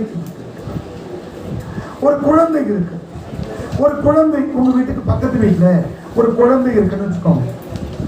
அந்த குழந்தைய நீங்க ஓங்கி அடிச்சீங்கன்னா என்னமா ஆகும்?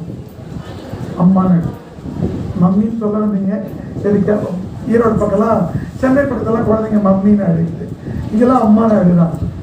அப்போ நாம அடிச்சோம்னா அம்மான்னு அழுகும். அப்பா அடிச்சா என்ன அழுகும்? அம்மான்னு தாடினா அண்ணன் அடிச்சா என்ன அழுகும்? அம்மான்னு. கிளாஸ் டீச்சர் அடிச்சாங்கன்னா அப்போ அம்மா அடிச்சாங்க என்ன அழுகும்? அம்மா அடிச்சா அம்மா. பக்தி இலக்கியத்தை குலசேகர ஆழ்வான் இதை கவனிக்கிறார். கடவுளிடத்திலே பேசுகிறார். இறைவா, அரிசினத்தால் ஈந்த தாய் அகற்றிடினும் மற்ற அவள் அருள் நினைந்தே அழும் குழவி அதுவே போன்றிருந்தே. ஒரு சின்ன கோபத்தால் அம்மா தள்ளிவிட்டாலும் அம்மாவுடைய கால்களையே கட்டிப்பிடித்துக் கொள்ளுகிற குழந்தையை போன்று நான் இருக்கிறேன் என்று உளவியலை கவனித்து நெய்யிலே கொண்டு வந்து சேர்த்தவன் குலசேகர ஆழ்வான் என்கிற 6-9ஆம் நூற்றாண்டில் இருந்து மெய்யியல் கவிஞன். அவனுக்கான நம்முடைய வாழ்க்கை சொல்லுவோம். அந்த நல்ல என்னுடைய உரையில் நிறைவுக்கு வந்திருக்கிறேன். அந்த குழந்தைகளை உலக தாய்மொழி தினம் என்னுடைய உறவின் நிறைவுக்கு வந்திருக்கேன்னு உடனே நான் காலேஜில் இருக்கும்போது எந்த சவுண்டு கொடுத்தனோ அந்த சவுண்டு ஒரு தம்பி கொடுத்தார். அப்பா அப்படின்னா என் காலை விழாதுன்னு இருக்கு. என் காது நல்லா கேட்கும். இல்லை அவருக்கும் புத்தகம் பெற்று தந்துடலாம். பரவாயில்ல, அப்படி இருப்பதுதான் மகிழ்ச்சி. நான் எப்போதுமே சொல்லுவேன், ரொம்ப சீரியஸா இருக்கிறதை விட தம்பி அடுத்தது சொல்லுவார், நகைச்சுவை உணர்வு அதிகம் இருக்கிறவரிடத்தில் நினைவாற்றல். எல்லா வினைக்கும் எதிர்வினை உண்டு. யார் யாரோ பேச வந்த போது நான் பின்னாடி உட்காந்து கிண்டல் பண்ணிட்டு இருந்தேன்ல, இப்போ நான் பேசும்போது எதிர்வினையா அது வந்துதான் தெரியும். நான் முடிக்க போறேன்னு தம்பி அப்பா. அந்த நண்பர்களே, உலக தாய்மொழி தினம் என்பது எந்த ஆண்டுமா வங்காள தேசத்தில் எந்த ஆண்டில் 5 பேர் உயிர் நீத்தாங்கன்னா எந்த வருஷம்? புத்தகம் முடிந்து விட்டது. உங்க அந்த பதில் சொன்ன 5 பேருக்கும் கை கட்டுற வாழ்க்கை சொல்லுங்க. 5 பேர் ஏற்று நிலைங்க, 5 பேர் ஏற்று நிலைங்க. யாரும் இந்த உலகம் தெரிஞ்சுக்கிட்டோம். உங்க பேர் என்னடா? அடுத்ததுல ஐயா அந்த குழந்தைகளை நான் இப்படி சொல்லி நிறைவு செய்கிறேன். இந்த உலகத்தில் இருக்கிற எல்லா மனிதர்களும் அவரவர்கள் தாய்மொழியில் சிந்திக்கிறார்கள். நாம் நமது தாய்மொழியாக தமிழில் சிந்திக்கிறோம். ஆனால் கீழடி ஆய்வுக்கு பிறகு நமக்கு பல்வேறு செய்திகள் கிடைத்திருக்கின்றன. நான் தமிழ், ஆங்கிலம், ஹிந்தி 3 மொழிகளிலேயும் முதுகலை படித்தவன் என்கிற உரிமையோடு சொல்கிறேன். கன்னடத்தினுடைய இலக்கியங்கள் 8ஆம் நூற்றாண்டில் கிடைக்கின்றன. தெலுங்கின் முதல் இலக்கியங்கள் 6ஆம் நூற்றாண்டில் கிடைக்கின்றன. மலையாளத்தின் முதல் இலக்கியம் 10ஆம் நூற்றாண்டில் கிடைக்கிறது. ஆங்கிலத்தினுடைய கான்ட்ரவரி டேல்ஸ் எப்பொழுது கிடைக்கிறது என்று ஆங்கிலம் படித்திருக்கிற உங்களுக்கு தெரியும். அன்றுக்குரிய நண்பர்களே, அதற்கு முன்பே இந்த உலகத்தில் இன்று நாம் வியந்து பார்த்து கொண்டிருக்கிற அனைத்து செய்திகளையும் நம் தாய்மொழி தமிழ் செய்து காட்டியிருக்கிறது. கட்டிடவியலாக இருந்தாலும், உளவியலாக இருந்தாலும், நாட்டியலாக இருந்தாலும், ஆறறிவு பாகுபாடு என்கிற அறிவியலாக இருந்தாலும், பித்தாகரஸ் தேற்றம் என்ற கணிதவியலாக இருந்தாலும், குழந்தைகளின் உளவியலை அறிகிற உளவியலாக இருந்தாலும், எல்லாவற்றையும் நம் தாய்மொழி தமிழ் முன்னரே சொல்லி இருக்கிறது என்பதை சொல்லி இந்த தாய்மொழி நாளில் மற்றவர்கள் கொண்டாடுகிற தாய்மொழி நாளுக்கு வாழ்த்துக்களை நாம் சொல்வோம். ஆனால் தமிழர்கள் என்ற அடிப்படையில் அவர்களை விட ஒருபடி மேலோங்கி நின்று கொண்டாடுகிற உரிமையும் தகுதியும் நமக்கு இருக்கிறது என்பதை சொல்லி, வெள்ளாளர் கல்லூரியிலே இந்த உரையை கேட்டிருக்கிற நீங்கள் அனைவரும் அடுத்து தம்பியனுடைய உரையை கேட்கிற போது அரசு பணிக்கு வருகிறவர்களாக இருக்க வேண்டும். உங்களுக்கான வெற்றி விழாவில் மீண்டும் வாழ்த்துறை வழங்க நான் வருவேன் என்பதை சொல்லி உரையை நிறைவு செய்கிறேன். நன்றி, வணக்கம்.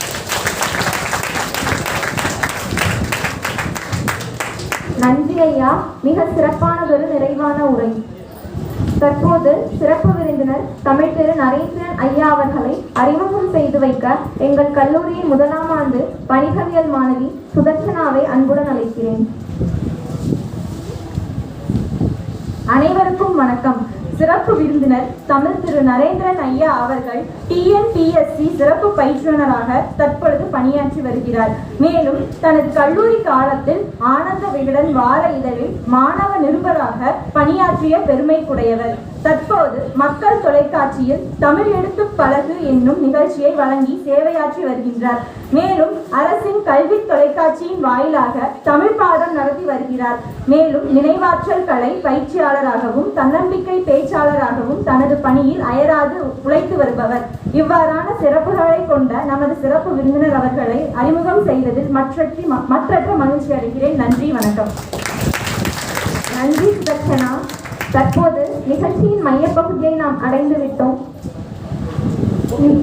நீங்கள் எல்லாம் ஆவலுடன் எதிர்பார்த்து காத்திருந்த தமிழ் திரு நரேந்திரன் ஐயா அவர்களை அரசு பணிக்கு ஆசைப்படு என்ற தலைப்பில் உரையை வழங்க அன்புடன் அழைக்கிறேன்.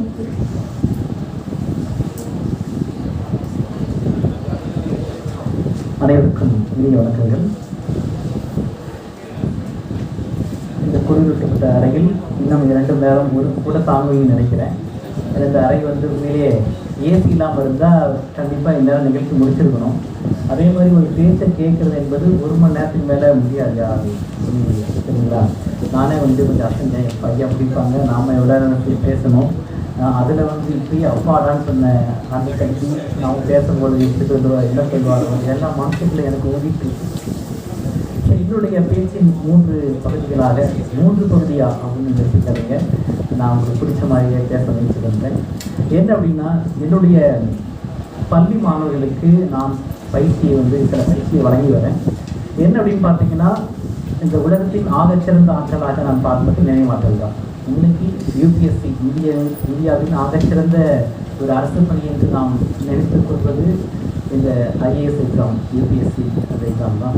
அதை ரொம்ப சாதாரணமாக இப்போ நம்முடைய தினேஸ்வரன் அவர் பேசிட்டு இருந்தேன். அவர் ஒரு 10 நிமிடம் பேசி முடிச்சோன்னே, ஐயா நானும் UPSC எக்ஸாம் எழுதணும், எனக்கு அந்த நம்பிக்கை தொடங்கிடுச்சு அப்படின்னு சொன்னாங்க. அதனால நான் அடிக்கடி பேசி தொடக்கத்திலே 2000 ஆண்டுகளுக்கு முன்பாக புத்தன் சொல்லிய வார்த்தை, நீ எதுவாக நினைக்கிறாயோ அதுவாக ஆகிறாய். சென்ற நூற்றாண்டில் விவேகானந்தரின் வாக்காக அதேதான், நீ எதுவாக நினைக்கிறாயோ அதுவாக ஆகிறாய். வள்ளுவனும் சொன்னால் உழுவதெல்லாம் உயர்வுள்ளல், 2வது வழி நமக்கு வேண்டாம், மற்றவை தள்ளியும் தள்ளாமை நீர்த்து என்று சொல்லியிருப்பார். ஒருவேளை அந்த முயற்சி வெற்றி அடையவில்லை என்று சொன்னால் மீண்டும் அதே மாதிரி தான் முயற்சி செய்ய வேண்டும், அதில் எந்த குறையும் இருக்கக்கூடாது என்று சொல்வார். நான் அதுக்கு போவதே இல்லை. ஒரு முறை தான் முயற்சி செய்ய வேண்டும், அந்த ஒரு முறையை வெற்றி பெற வேண்டும். அதை வைப்பாங்க. அதுக்கு நம்முடைய திறன்களை எப்படி மேம்படுத்துவது? உண்மையிலே நம்ம மிகப்பெரிய திறன் மிக்கவராக இருக்கிறோம். நான் இந்த அதீத புலனாற்றல், அந்த மாதிரியான இந்த அமானுஷ்யம் இதை பற்றிலாம் நிறையா படிப்பு பேசணும் நானும் பயிற்சி செய்வேன். இங்கு சில நினைவாற்றல் இதெல்லாம் உங்களுக்கு நான் செய்து காமிப்பேன். அதே மாதிரி என்னெல்லாம் செய்ய முடியும்னு நம்மால் அப்படிங்கிற மாதிரியான சில செய்திகளை உங்களுக்கு சொல்கிறேன். மற்றும் நம்ம தொடர்ச்சியாக இந்த பள்ளியில் நமக்கான அந்த உங்களுக்கான பயிற்சி வழங்கும் வாய்ப்பு வரும்பொழுது நிறைய சொல்லித் தருகிறேன். ஏன்னா என்னுடைய ஆர்டிஃபிஷியல் இன்டெலிஜென்ஸ் பார்த்தீங்கன்னா நமக்கு இப்போ இங்கே ஏதோ ஒரு கேமரா இருக்குன்னு தெரியல. நம்ம இப்போலாம் என்னது ஒரு பக்கமே இருந்துட்டது 6 வரத்து தகுந்த மாதிரி நகர்ந்து போகிற மாதிரி இன்னும் கொஞ்சம் ஆர்டிஃபிஷியல் இன்டெலிஜென்ஸ் சொல்லி மாற்றிட்டு இல்லையா, அதுக்கு எதிரானவன் நான். நம்முடைய மூளை என்பது மிக அபரிதமான ஆற்றலை உடையது. நாம் உண்மையிலே அப்படிதான் இருந்திருக்கோம். நம்மளோட ஆதி மனிதனாக இருந்த பொழுது ஐயா சொன்ன 5 புலன்களும் வேறு வேறு லெவலில் இருந்திருக்கு. நமக்கு இந்த அறையில் யாராவது குளிக்காமல் வந்துட்டா நம்மளுடைய வாசம் நம்ம கண்டுபிடிச்சிருவோம், அவ்வளோதான். ஆனால் அந்த ஆதி மனிதன் என்ன பண்ணியிருக்கான், அவன் தூங்கிட்டு இருக்கும்போது அவனுக்கு ஒரு வேறு விலங்கு வந்தாலே அவனுக்கு அந்த மோப்ப சக்தி அவனுக்கு தெரியும். 100 அடி தூரத்தில் வரும்போது தெரியும் மோப்ப சக்தி. நம்ம இந்த நாய் பூனையெல்லாம் பார்த்துருப்பீங்க, என்ன பண்ணுவோம், சத்தம் வர திசையில் காதை திருப்பிட்டே இருக்கும், பார்த்துருக்கீங்களா? நாய்க்கு மட்டும்தான் அந்த ஆற்றல் இருக்குது. கோடிக்கணக்கான மோப்ப சக்தியை மெமரி டேட்டாவை போட்டு வச்சுக்கோங்க. நீங்கள் பார்த்துருப்பீங்க, வீட்டில் கேட்டு உள்ள நுழையும் பொழுது ஒரு நாய் தூங்கிட்டு இருக்கும். நீங்கள் ஏற்கனவே அந்த வீட்டுக்கு தெரிஞ்சுங்களா இருப்பீங்க. அந்த நாய் கண்ணை மூடிட்டு இருக்கும், காது மட்டும் மூக்கு சுண்டும், தெரிஞ்சு வந்தான் போகும் அப்படின்ட்டு. சப்போஸ் வாசம் வேறு மாதிரி இருந்துச்சுன்னா உடனே குறைக்கும். பார்த்துருப்பீங்க, இவ்வளோ மெமரி டேட்டா வச்சுருக்கு. இதே தான் நமக்கு இருந்துச்சு. நம்ம காதுகளும் சில பேரால் ஆட்ட முடியும், பார்த்துருப்பீங்க. அதுக்கு காரணம் நம்மளும் அப்படி தான் வச்சுட்டு இருந்திருக்கோம். அப்படி நம்ம புலன்கள் எல்லாமே மிக அபரிதமான ஆற்றலை இருந்திருக்கிறது. இன்றும் கூட நாம் 6 மணி நேரத்தில் படிக்கக்கூடிய ஒன்றை 1/2 மணி நேரத்தில் படிக்கிற பெண்மணி இருக்கிறாங்க. ஸ்பீடு ரீடிங் நான் ஸ்கில்ல நான் வளர்த்துட்டு இருக்கேன். நான் செஞ்சு காமிச்சா தான் நம்புவாங்கன்ட்டு நான் வளர்த்துட்டு இருக்கேன். எப்படியும் சொல்லித்தரேன், நீங்கள் வீட்டில் பயிற்சி பண்ணி பாருங்க. சரியா? என்னுடைய பேச்சின் இறுதியாக சில பயிற்சி முறைகள் நான் சொல்கிறேன். இந்த மூளையின் ஆற்றலை நீங்கள் ஒரு சும்மா கணக்கிட்டு பார்த்துக்கோங்க.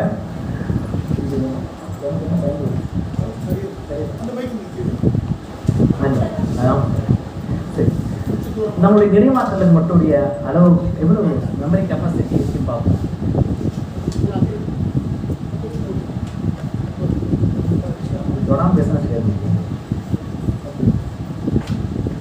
நம்முடைய மூளையுடைய நினைவாற்றலுடைய அளவு தெரிஞ்சுக்கலாம். இந்த உலகத்தின் மிகப்பெரிய நூலகங்கள்லாம் பார்க்கும் பொழுது லண்டனில் இருக்கிற ஒரு நூலகத்தை சொல்வார்கள், அது அமெரிக்காவில் இருக்கிற ஒரு நூலகம்.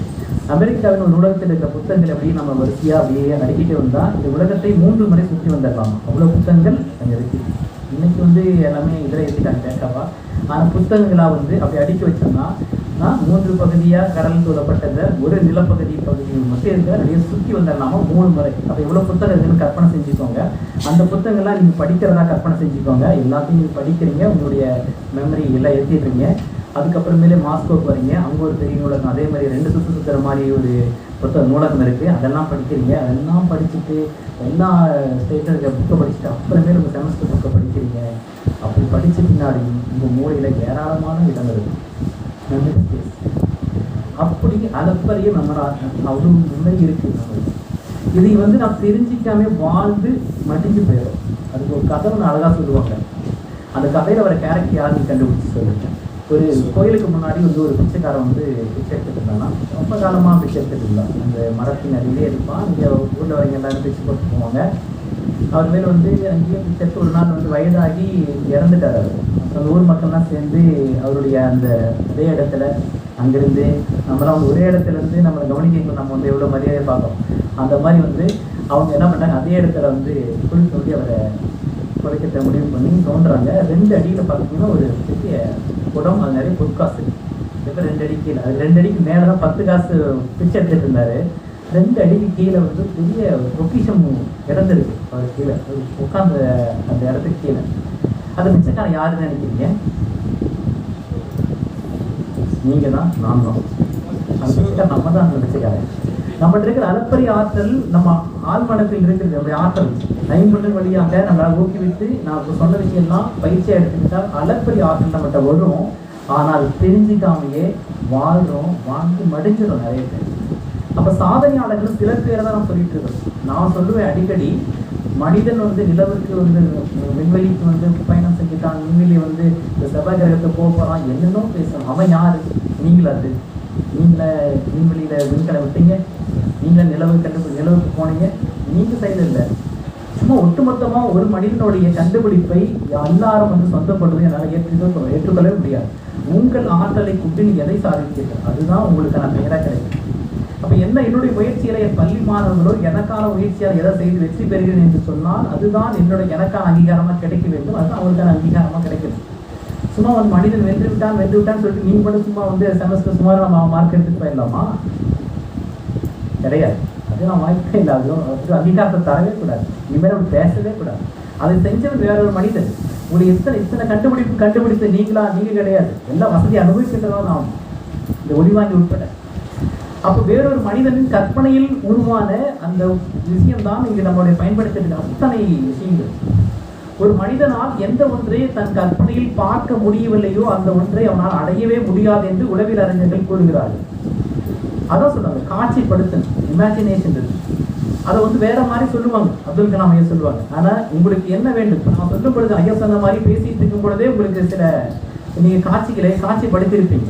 இது எப்போ முடியும் போது முடிச்ச முன்னாடி எந்த பஸ்ஸில் ஏறி போகணும், எங்கே போகணும், என்ன பண்ணலாம் அப்படின்ற மாதிரி, வீட்டுக்கு போய் என்ன செய்யலான்ற மாதிரியான சில காட்சிப்படுத்திட்டு இருப்பீங்க. அது எவ்வளோ நடக்குதுன்னு தெரியல. ஆனால் என்ன சொல்கிறாங்க, தத்ரூபமாக உங்கள் ஐம்புலன்களும் ஒரு காட்சியினூடாக நீங்கள் காட்சிப்படுத்தி கொண்டே இருந்தீர்கள் என்று சொன்னால் அது உங்கள் வாழ்வில் நிரசனமாக நடக்கும் என்று சொல்கிறார்.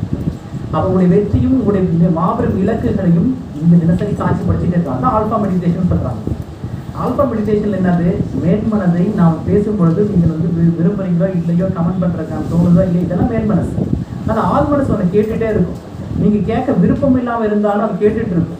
உங்களை வந்து அந்நியன் படுத்துற மாதிரி தூங்க வச்சு அந்த மூணே காலுக்கு ரெண்டாவது ஒருத்தர் அறுத்தாருப்பா, அது மூணே காலுக்கு என்னப்பா அறுத்தாரு சொல்லுப்பா அப்படின்னா அந்த ஆழ்மனசு சொல்லும், அந்நியன் படுத்துற மாதிரி. சரிங்களா? அவங்க சொல்லும். எங்கள் அகாடமியில் வந்து ஒரு இயக்குனர் இருக்காங்க, இதே மாதிரி செய்வாங்க. அந்நியப்படுத்துற மாதிரியே உங்களை தூங்க வச்சு உங்களுடைய 5 வயசுல என்ன பண்ணி 10 வயசு எல்லாத்தையும் கேட்கப்பாரு. நம்ம இயக்குனரே இருக்காரு, அந்த பயிற்சி கொடுத்துருவாங்க. சரிங்களா? அந்த மாதிரி உங்கள் ஆள் மனசை தூங்க வச்சு, அது மேல் மனசை தூங்க வச்சுட்டு ஆள் மனசை இழ வச்சுட்டு என்ன கட்டளையில் நீங்கள் திரும்ப போடுறீங்களோ அதெல்லாம் நடந்தே போயிடும்.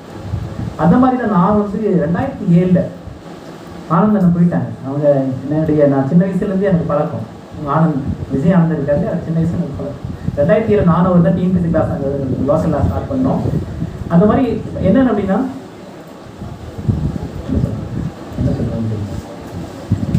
அதாவது திரும்ப நினைக்கணும் தான் நான் நினச்சிப்பேன். ஒவ்வொரு தேர்வுலையும் வந்து 2 மதிப்பெண் 3 மதிப்பெண்ணில் வந்து நான் தோல்வி விட்டுருவேன். அப்போ நான் வருத்தப்படுவதை விட என் கூட படித்தவங்கெல்லாம் ரொம்ப வருத்தப்படுவாங்க. அப்போ நான் வந்து இந்த மாதிரி எங்கேயாவது கல்லூரியிலேயே எங்கேயாவது பேச தொடங்கும் பொழுது நான் வந்து 4 பரீட்சையில் பாஸ் பண்ணேன், 5 பரீட்சையில் பாஸ் பண்ணேன், பெருமைக்காக இல்லை, உங்களை வந்து ஊக்கப்படுத்துறதுக்காக நான் சொல்லணும், எனக்கு என்ன பேனர் இருக்கணும் அப்படின்னு நினைப்பேன். அது என்னோட கற்பனை காட்சியில் அப்படியே பயங்கரமாக உள்ளே ஏற்றிடுவேன். அது எப்படி தான் இருக்கணும், ஒரு உதாரணம் சொல்லுவேன், அடிக்கடி சொல்லுவேன், ஐயா கூட சொல்லுவாங்க, சொல்லுவாங்க. பாஷா திரைப்படம் பார்த்துருக்கீங்க, அதில் வந்து எல்லாம் பார்த்துருக்கீங்க இல்லையா? கண்டிப்பாக பார்த்துருக்கீங்க. மிகப்பெரிய ரஜினியோடைய திரைப்பட வரலாற்றில் ஒன்று பாஷா, அதுக்கப்புறம் சந்திரமுகி. ரஜினியை சொன்னது 2 படம் தான் பொருளாதார மிகப்பெரிய வெற்றி அடைஞ்சது. பாஷாவை வந்து சந்திரமுகி ஜெயிச்சு சொன்னாங்க. அந்த பாஷா படத்தில் ஒரு காட்சி வரும். அது வந்து ரவுடி வந்து எங்கள் தங்கச்சியை வந்து அடிச்சிடுவார். அப்போ வந்து ரஜினி வந்து கோபமாக சண்டை போட்டு எல்லாத்தையும் துவம்சம் பண்ணிடுவார். அது இல்லை பிரச்சனை. அதெல்லாம் முடிஞ்ச பின்னாடி எங்கள் தம்பி வந்து ரஜினிக்கு பேசுவார், நீங்கள் அடிச்சு போட்ட ஆளுங்கன்னா டெஸ்ட் பண்ண டாக்டருங்க என்ன சொல்கிறாங்கன்னா, என்னது டைரக்ட் நான் இருக்கா சொல்லுங்க, புக்கு தரேன் டைரக்ஷனாக.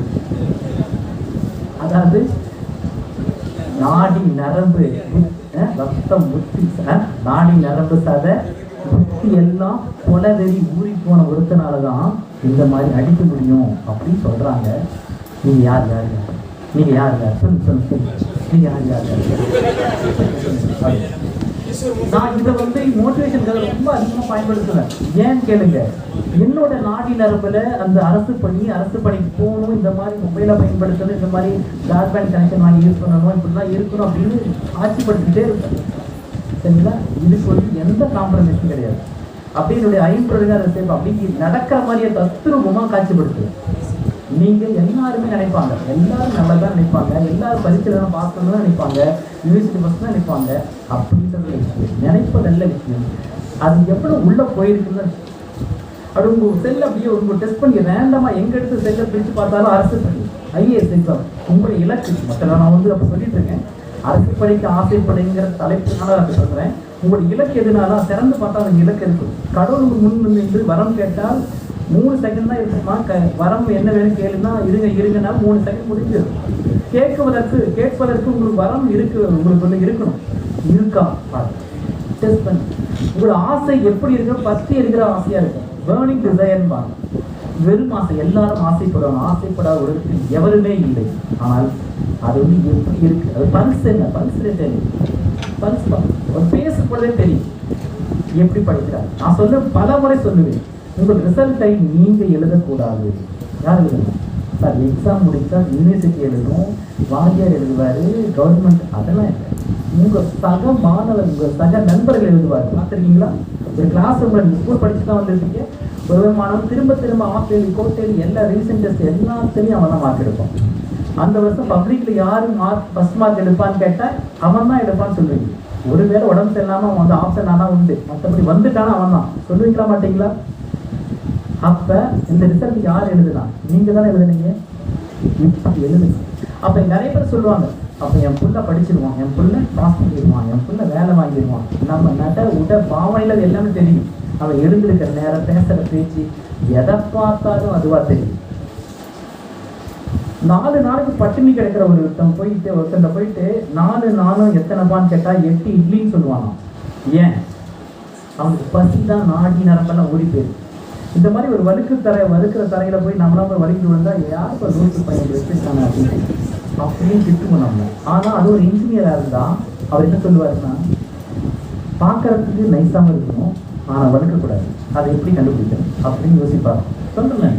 அப்ப நம்முடைய தேவையும் ஆசையும் என்னவாக இருக்கிறதோ அது நம்முடைய அத்தனை வடிவமாகவும் தெரியும்.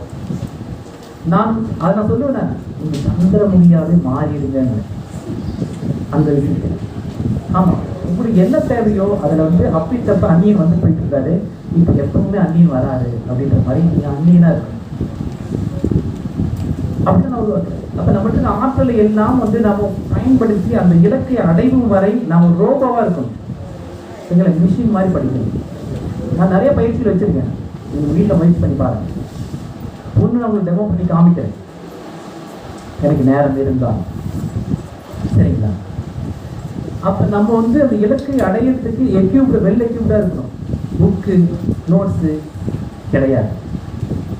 மைண்ட் ரிலாக்ஸான மைண்டு, ஆழ்மன.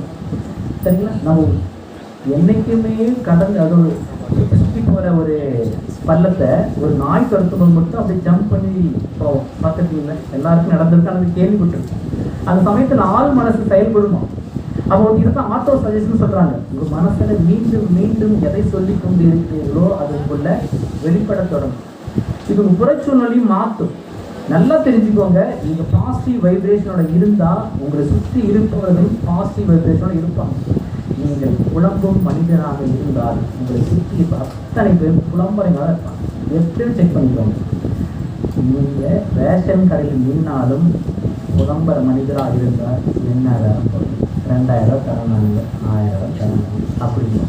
நீங்க அமெரிக்காவுக்கு வேலை கிடைச்சி போறீங்க, எந்தெந்த புதிய கொரோனா வந்துச்சுருக்காங்க, கொரோனாங்கெல்லாம் இல்லையா, எல்லாம் துரத்துறாங்க அப்படின்னு எங்க போனாலும் அவங்க கூட இருக்கும். ஏன்? நீங்க தான் அவரை ஈர்க்கிறீர்கள். உங்களுடைய வைப்ரேஷன் நெகட்டிவ் வைப்ரேஷன். அப்போ வந்து எதிர்மறை எண்ணம் கொண்டவர்கள் எதிர்மறை கொண்ட சூழலையும் மனிதர்களையும் நண்பர்களையும் அத்தனையும் நீங்க ஈர்க்கிறீங்க. உங்களுடைய வைப்ரேஷன் பாசிட்டிவா இருந்துச்சுன்னா அதை சார்ந்த சூழல்களை உருவாக்கு. நான் சொல்லுவேன் அடிக்கடி, நீங்கள் பாசிட்டிவ் வைப்ரேஷனோட, நான் சொல்லல, விளைவில் அறிஞர்கள் சொல்கிறார்கள், நீங்கள் பாசிட்டிவ் வைப்ரேஷனோட இருந்தீங்கன்னா உங்களுக்கு நெகட்டிவ் வைப்ரேஷனை கொடுக்குறீங்க, யாரா இருந்தாலும் உங்களை விட்டு ஓடி போயிடுவாங்க. உங்க கல்வி ஆசிரியா வீட்டில் இருக்க அப்பா அம்மா எல்லாம் ஓடிடுவாங்க தான் கேட்காதீங்க. உங்களுக்கு சொந்தம் தராத வகையில அவங்க இடமாற்றப்படுவார். அது புரிஞ்ச நீங்க எப்படி இருக்கீங்க தான் ரொம்ப அருமையான ஒரு தத்துவம். நாங்கள் ஒரு கிட்டத்தட்ட ஒரு கட்டணம் கட்டி படித்தோம் எங்கள் அகாடமியில். ஒரு சொன்ன ஒரு கான்செப்ட் ஒன்றே ஒன்று தான் உங்களுக்கு சொல்லித்தரேன், ஃப்ரீயாக சொல்லித்தரேன். நாங்கள் 1000 ரூபா கட்டி அந்த பயிற்சி எடுத்துக்கிட்டோம். இந்த பிரபஞ்சம் ஒரு ஆற்றல் வாய்ந்தது. நீங்கள் எதை நினைக்கிறீர்களோ அது உங்களுக்கு கொண்டு வந்து சேர்க்கும். அது எவ்வளவு தூரத்துக்கு நினைக்கிறீங்க, அந்த ஆசைக்கு நீங்க எவ்வளவு பக்கத்துல இருக்கீங்க அப்படிங்கிறது தான் முக்கியம். அதுக்கு சின்ன ஒரு கேள்வி கேட்கிறேன். எல்லாரும் வந்து அட்டென்ஷன், யுவர் அட்டென்ஷன் பிளேஸ் அப்படின்னு சொன்னா மட்டும் எல்லாரும் கவனிச்சிடும். ஏன்னா அந்த வாக்கு ஒரு இது இருக்கு இல்லையா? கவனிங்க. இப்போ நான் வந்து இப்போ மணி வந்து 3:25 ஆயிடுச்சு. நீங்கள் அந்த டைம் பார்க்க தேவையில்லை. இப்போ வந்து வீட்டுக்கு போகிறதா வச்சுக்கலாம். ஏதாவது கல்லூரியில் போய் நீங்கள் வந்து ஒரு வேலை ஹாஸ்டலில் கூட தங்கியிருக்கலாம். சப்போஸ் நீங்கள் வீட்டுக்கு போகிறதா வச்சுக்கோங்க. வீட்டுக்கு போனால் உங்களுக்கு சாப்பாடு கிடைக்குமா கிடைக்காதா? கிடைக்கும். சூப்பர். நான் சொல்லி கிடைக்குமாங்கிறதுக்குள்ள அந்த கேள்வியே முடியல, அதுக்குள்ளே கிடைக்குன்னு சொல்றீங்க. சரி, மகிழ்ச்சி. இன்னொரு கேள்வி கேட்குறேன். இப்பொழுது வந்து நீங்கள் முதலாண்டு மாணவர்கள் இருக்கீங்க. ஆனால் 18 இது முடிந்த 2ஆம் ஆண்டு படிக்கிற மாணவ மாணவர்கள் இந்த டிஎன்பிசி எக்ஸாம், ஒரு கவர்மெண்ட் எக்ஸாம் எழுதுறீங்கன்னு வச்சுக்கலாம். இதில் உங்கள் யூனிவர்சிட்டி எக்ஸாம் தான் வச்சுக்கலாம். இதில் முதல் மதிப்பெண் அல்லது அரசு பணி இந்த முறை எழுதினால் பெற்று விடுவீர்களா? ஜெயிச்சிருங்களா? அந்த முறை பரிசு எழுதுனா ஜெயிச்சிருவீங்க. ஜெயிச்சிருந்தா சொன்னீங்க. யாரும் ஜெயிக்குமான்னு சொன்னீங்களா? வெற்றி அடைஞ்சு விடுவீர்களா? இந்த மாதிரி வயசு பண்ணுறீங்க, வெற்றி அடைஞ்சு விடுவீங்களா? வெற்றி அடைஞ்சு. சரி, மகிழ்ச்சி. இப்போ என்னோட கேள்வி கவனிங்க. முன்ன வந்து சாப்பாடு கிடைக்குமான்னு கேட்டேன், கிடைக்குன்னு சொன்னீங்க. அதே மாதிரி வேலை கிடைக்குமான்னு கேட்டேன், கிடைக்குன்னு சொன்னீங்க. நீங்கள் நுணுக்கமாக கவனிக்க வேண்டிய விஷயம் என்னன்னா, ரெண்டு சொல்லும் பொழுதும் உங்களுடைய மனத்தின் வைப்ரேஷன் ஒன்றா தான் இருந்துச்சா அப்படின்னு மட்டும் எனக்கு சொல்லுங்க. சாப்பாடுன்னு கேட்கும் பொழுது உங்கள் மனசில் ஃப்ராக்ஷன் ஆஃப் செகண்டில் என்னென்ன வந்திருக்குன்னு தெரியுமா? என்னுடைய வீடு, என்னோட அப்பா அம்மா, எங்கள் அம்மா செஞ்ச சோறு, எனக்கு இல்லாமல் யாருக்கு அப்படின்ட்டு there is no other option. வேற ஆப்ஷனே கிடையாது. ஒன்று தான். Only one option. கிடைக்குன்னு சொன்னீங்க. ஆனால் ரெண்டாவது கேட்ட கேள்வி என்னது? வேலை கிடைக்குமான்னு கேட்டேன். வேலை கிடைக்குமான்னு கேட்ட செகண்ட் உங்கள் மனசில் ஒன்று என்ன சொல்லட்டுமா? இவ்வளோ நேரமாக ஓவராக பில்டப் பண்ணுறாரு, மனசு ஆற்றல் சொல்கிறாரு, இதை பாசிட்டிவாக பதில் சொன்னால் தான் கரெக்டாக இருக்கும், இதை போய் கிடைக்காதுன்னு சொன்னால் நம்ம மனசுக்குள்ள இருக்கிறது தான், அது சொன்னால் நல்லா இருக்காது அப்படின்றது. அது இல்லாமல் இதில் என்னென்ன சப்ஜெக்ட் யாருக்கு தெரியும், கணக்கு எனக்கு வராது, வரலாறு வருஷம் வராது, கூலியில் மேப் வராது அப்படிங்கிறதுக்கு நினச்சிட்டு சரி இருந்தாலும் போனால் போதும், இன்றைக்கி நம்ம தேடி வந்துட்டாரு, நம்மளே மதித்து 100 ரூபா கேட்டான், உங்களுக்கு எதாவது செய்யுண்டா அப்படின்ற மாதிரி கிடைக்கும் அப்படின்னு சொல்லியிருக்கீங்க. ஆமாம் தானே? பாருங்க எவ்வளோ வித்தியாசம் பாருங்க. ரெண்டு ஆப்ஷன் எப்போ இருந்தாலும் உங்களுக்கு ரெண்டாவது ஆப்ஷன் கிடைக்காதுன்னு அர்த்தம் தெரிஞ்சுக்கணும். என்னைக்கு சாப்பாடு கிடைக்குன்னு சொன்ன அந்த வைப்ரேஷனில் உங்களால் பதிலளிக்க முடிகிறதோ அப்போ நீங்கள் அந்த பணியில் ஜெயிச்சிங்கன்னு அர்த்தம். அந்த தேர்வு வெற்றி அடைஞ்சு விடுங்க. அப்படி வைப்ரேஷன் உருவாக்க முடியுமா முடியாதா? முடியாதா? நிச்சயமாக முடியும். எல்லாரும் வந்து பள்ளி கடந்து வந்தவர்கள் தான், எல்லாருமே தேர்வு எழுதுறவர்கள் தான். ஆனால் எல்லாருமே ஒன்று செஞ்சுருப்போம் பாருங்க, கடைசி நேரத்தை எல்லாம் விழுந்து படிச்சுட்டு கடைசி இந்த எக்ஸாம் ஹால் நுழையிற வரைக்கும் படிச்சுட்டு போட்டு இது படிச்சு பாராட்டி அது படிச்சு பாராட்டி இது வருண்டா அது வருண்டா பார்த்துக்குமா இல்லையா? வந்த பின்னாடி இன்னும் சம்பவம் நடக்கும். நான் சொன்னேன் வந்துச்சு அப்பயே சொன்னேன் படிப்பேன் கேட்டியா? எத்தனை வந்துச்சுமா உங்களுக்கு? அந்த மாதிரி ஒரு சும்மா சொல்லுங்க. உங்க பரிசு நீங்க கடைசி நேரத்தில், அதாவது ஒரு வருஷம் முழுக்க சொன்னதெல்லாம் கிடையாது, புக்கிலேருந்து எல்லா கேள்வியும் கேட்பாங்க, அதெல்லாம் விஷயம் கிடையாது. கடைசி லாஸ்ட் மினிட்ல இதெல்லாம் வரும்னு எனக்கு தோணுது படி அப்படின்னு சொன்ன எத்தனை இருந்துச்சு உங்களுக்கு? மேக்ஸிமம் மீன்ஸ் ஒரு 100 மார்க்குக்கு எத்தனை மார்க் வந்திருக்கும்? 10 மார்க் வந்துச்சு. அவ்வளோதான், 10 மார்க் வந்துச்சு. வேற யாருக்கும் 15 மார்க் பக்கம் இருக்கு. நன்றி. 10 மார்க் தான் வரணுமா? அது எதாவது வந்து டிடி எழுதி வச்சிருக்கா? 10 மார்க் தான் வரும். 10 மார்க் தான் வருமா? 20 மார்க், 30 மார்க், 50, இது என்ன ஏழாமா? இல்லைங்க, நான் பாருங்க மைண்ட் செட்டை மட்டும் யோசிச்சுக்கோங்க. 10 மார்க் தான் வரும்னு ஏதாவது இருக்கா? நியதி இருக்கா உலகத்துல? அந்த 10 எப்படி இருந்துச்சா? அது காக்கா உட்கார பணம்பலமாங்க வரும்பா எல்லாத்தான் வரும். எப்படிப்பா வந்துச்சு? ஏதோ ஒரு லாஜிக்கா இருக்கட்டும். என்னோட கேள்வி அது கிடையாது. எந்த லாஜிக்கா இருந்தாலும் சரி, 10 மார்க் வந்த அதே லாஜிக் தான் 100 மார்க் இருக்கும். ஆமாவா இல்லையா? 100 மார்க் அதே லாஜிக்கு. 10 மார்க் லாஜிக் மட்டும் சொல்லிடுங்க, நான் 100 மார்க் அதே நிறுவுறேன். 10 மார்க், 5 மார்க், ஒரு மார்க், ஒரு மார்க்குக்கு என்ன லாஜிக்கோ அதே தான் 100 மார்க். அதனால் அந்த 100 மார்க்கையும் கடந்த மாதம் நடந்த யூபிஎஸ்சி பேப்பர் 1 பேப்பர் 2 100 கொஸ்டின் 100 மார்க்கையும் அப்படியே ப்ரிடிக்ட் பண்ணி உங்கள்கிட்ட சொல்லாமல் உட்காந்துருக்காரு. தமிழ் ஆப்ஷன் யூபிஎஸ்சி எக்ஸாமில் இந்திய அரசு நடத்துகிற யூபிஎஸ்சி ஆப்ஷன் பேப்பர் இருக்குது, உங்களுக்கு தெரிஞ்சுக்கலாம். நீங்கள் அந்த பேப்பரை 2 பேப்பர் ஐயா வந்து ஒரு கேட்லாக் விட்டுருக்காங்க, கொஸ்டின் பேங்க் விட்டுருக்காங்க. நாங்கள் எடுத்து வீடியோ போட்டிருக்கோம், எல்லாத்துக்குமே காமிக்கிறோம்.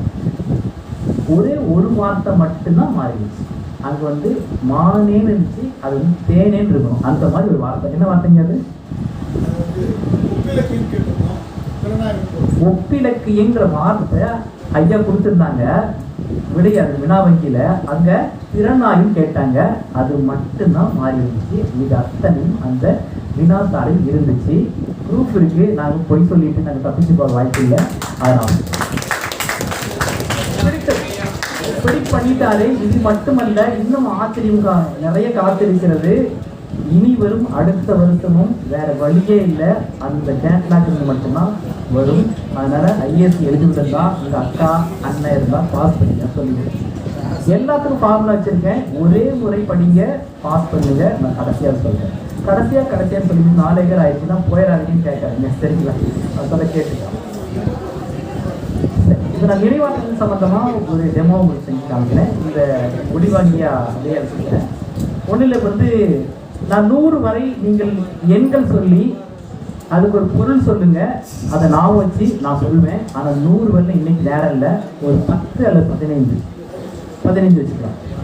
15 எண்கள் சொல்லுங்க, மாற்றி கூட சொல்லுங்க, சரிங்களா? 2 வாட்டர் கேன், 5 பேனா, அப்படி அந்த மாதிரி ஒரு 15 எண்கள் சொல்லுங்க.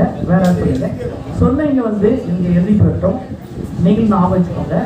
அதை நான் வந்து நினைவு வச்சிருந்து சொல்றேன். இந்த மாதிரி அவங்களுக்கு இப்படி கேட்க நினைக்கிறேன்.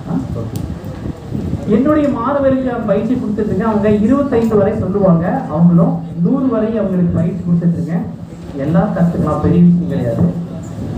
நான் சொல்லிக்கிறேன். இப்போ நான் ஸ்டார்ட் பண்ணுறேன். உங்களுக்கு டெமோ செஞ்சு காமிக்கிறேன், சரிங்களா? இதுக்கு ஒரு பூஜையில் போய் உட்காந்து வந்துடுறேன். போய் தந்துட்டுமா? மொத்தம் தண்ணி கிடையாது, கேட்கலாம்.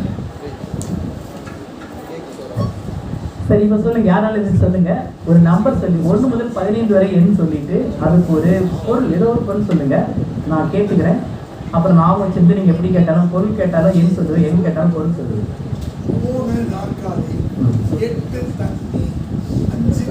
அதே சொல்லுங்கிறது இல்லை, அவுட் ஆயிடுது. சொல்லுங்க, சும்மா நீ சொல்லுங்க. 10 ஒலிவாங்கி, 11 பிரியாணி,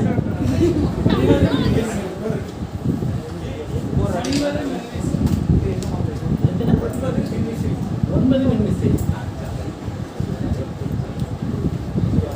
சரி, அடுத்து இந்த பக்கம் இருந்து பேச தயாராகி சொல்ல தயாராக சொல்லுங்க. சும்மா சொல்லுங்க.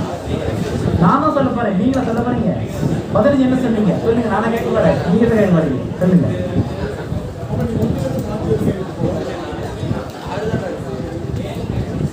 பாருங்க, அவர் 2வது சொல்லிட்டார். இன்னொன்று முதலே சொல்லாம பல பேர். 7 வந்து 7 கைபேசி. அவங்க சொன்னாங்க. அது யாராவது முன்னாடி இருக்கீங்க, அப்படி பாஸ் பண்ணுங்க. அதையாவது பாஸ் பண்ணுங்க. 5 சுவைத்தல். 5 சுவை. பையன் சொன்ன மாதிரி நெய் வாய் தண்ணி சொல்லி போயிட்டீங்க. சுவை, 5 சுவை. சரி. 3 கை கடிகாரம். 3 கை கடிகாரம் பின்னாடி. 1 முதலமைச்சர். ஈஸியா இருக்கு, ரொம்ப ஈஸியா இருக்கு. 1 முதலமைச்சர். 2 வந்து நம்பர் 6.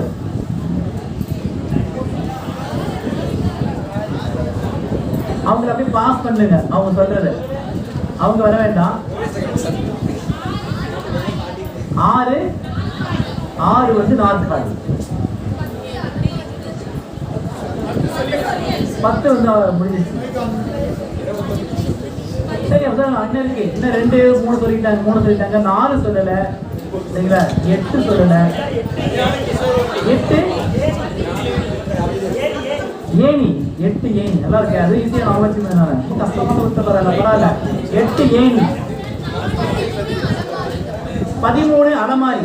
சரியா? 13 அலமாரி.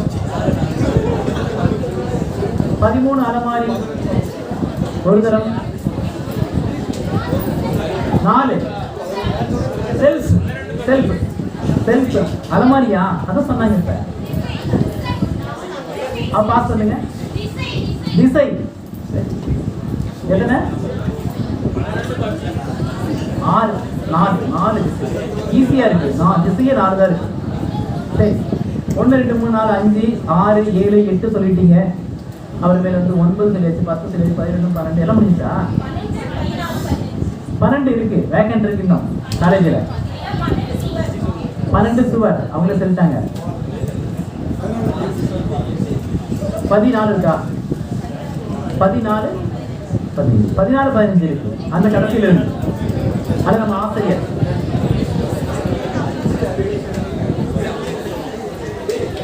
14 15 15 ஏக மின்விசிறி சொல்லிட்டாங்க. சலவை பெட்டி 14 சலவை பெட்டி. 15 பப்ஜி ட்ரைனிங் இருக்கு. வேற 15 அகரா 15 முடிச்சாங்க. வேகன்சி ஆமா. Admission close. ஏன் கோச்சிங்?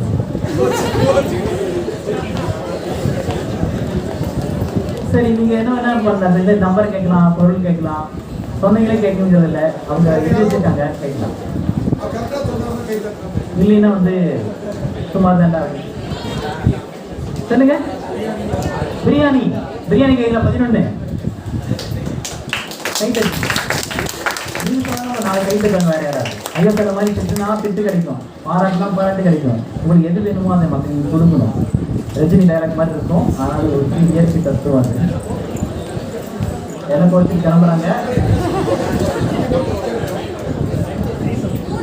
3 கடிகாரம். கை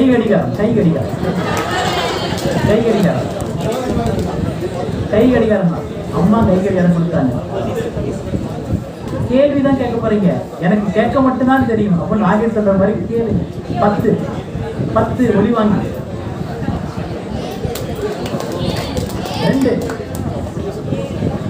2 தான் 6. அவரு கூட தட்டாரு. இன்னும் 2 முறை கேள்வி நானே சொல்லிடுறேன். தலைக்கிற கட்ட சொல்லுவாங்க. 7 கேட்டீங்க. கைப்பேசி 10 தான் கேட்டாச்சு. வெளிவாங்கி 5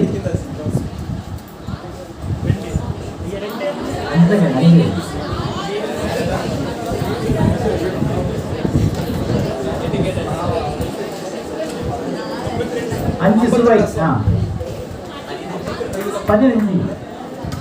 15 அகராதி.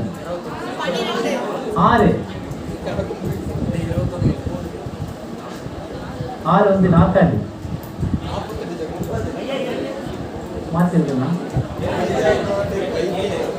7 12 சுவர். 11 பிரியாணி.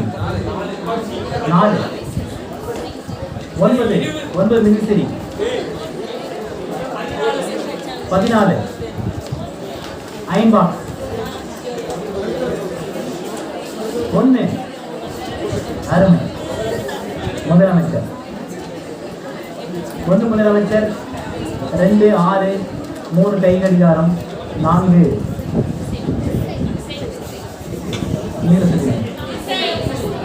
திசை. 4 கேட்கல, 4 திசை கேட்கிறேன். 5 சுவை. 6 காற்றாடி. 7 செல்பேசி கைபேசி சொன்னீங்க. 8 ஏணி கேட்கவே இல்லை. 8 கேட்கவே இல்லை. ஏணி. 9 மின்விசிறி. 10 ஒலிவாங்கி. 11 பிரியாணி. 12 அது கேட்க முடியுங்க நினைக்கிறேன். சுவர் கேட்டீங்க. சுவர். 13 வந்து அலமாரி சொன்னீங்க. 14 வந்து அயன் பாக்ஸு. 15 வந்து அகராது.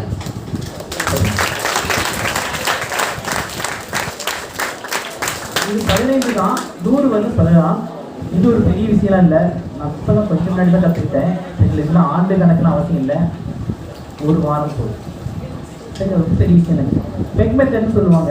சில வந்து தொடர்ச்சியாக அப்படியே ஒவ்வொன்றையும் நம்ம கோர்வையாக ஞாபகம் வச்சுக்கிறது இருக்குது. அது ஒரு 10 வருடம் ஞாபகம் வச்சுக்கலாம். ஆனால் 100 வருடம் ஞாபகம் வச்சுன்னா சில வார்த்தைகள் நமக்கு தேவை.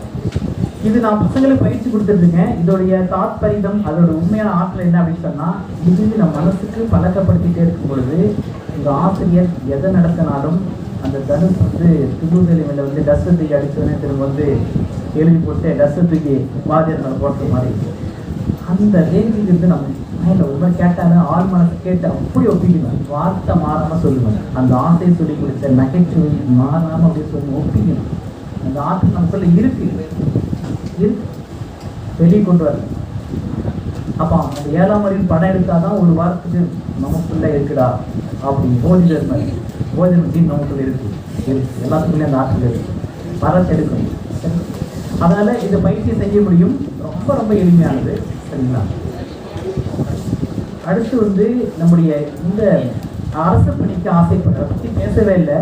ஆனால் அதுக்கான அதை நம்ம செல்லக்கூடிய அதை அடையக்கூடிய அந்த ஆற்றலை எப்படி பெறுவதற்கான விஷயங்களை சொல்லியிருக்கேன். ரொம்ப கொஞ்சம் தான் சொல்லியிருக்கேன். நான் வந்து நிறைய பயிற்சிகள் பழக்கப்படுத்திருக்கேன். இந்த ஸ்டேஜில் இப்படி ஒரு பெர்ஃபார்மன்ஸ் பண்ணணும்னு எனக்கு ஆசை. பசங்களை பயிற்சி வச்சுட்ருக்கேன். இந்த பார்த்தீங்கன்னா மொத்தமாக ஒரு 10 வரி தான் இருக்கும். ஒரு 50 வரிகள் அப்படி வந்து ஸ்க்ரீனில் இருக்கும். சரிங்களா? யாராவது ஒருத்தர் வாசிப்பாங்க. நான் அல்லது என்னுடைய மாணவன் கண்ணமூடி வாசிக்கிற அப்படி கேட்டுகிட்டே இருப்போம். நீங்களும் தான், நீங்கள் மாணவர் தானே கேட்டுகிட்டே இருப்பீங்க. அவங்க வாசி முடித்தோடனே அப்படின்னு பார்த்துக்கிறீங்களா அப்படின்ட்டு நீங்கள் வாசிக்க ஆரம்பிப்பீங்க. பார்க்காம சொல்லிக்கிட்டே இருப்பீங்க.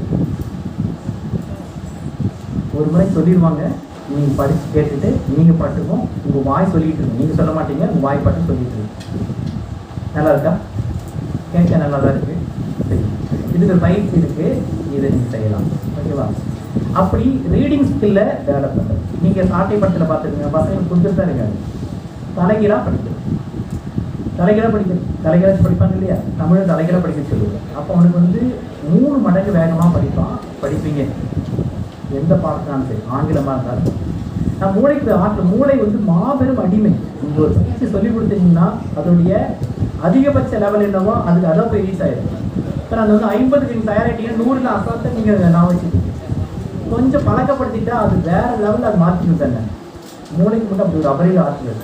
ஒரு குறிப்பிட்ட லெவல் மட்டும்தான். அதுக்கப்புறம்லாம் இல்லை. பணம் சம்பாதிக்க சொன்னாங்க இல்லையா? அறிவு சம்பாதிக்கும். குறிப்பிட்ட லெவல் வரலாம் தான். அதுக்கப்புறமேலே வெளியே போயிடும்.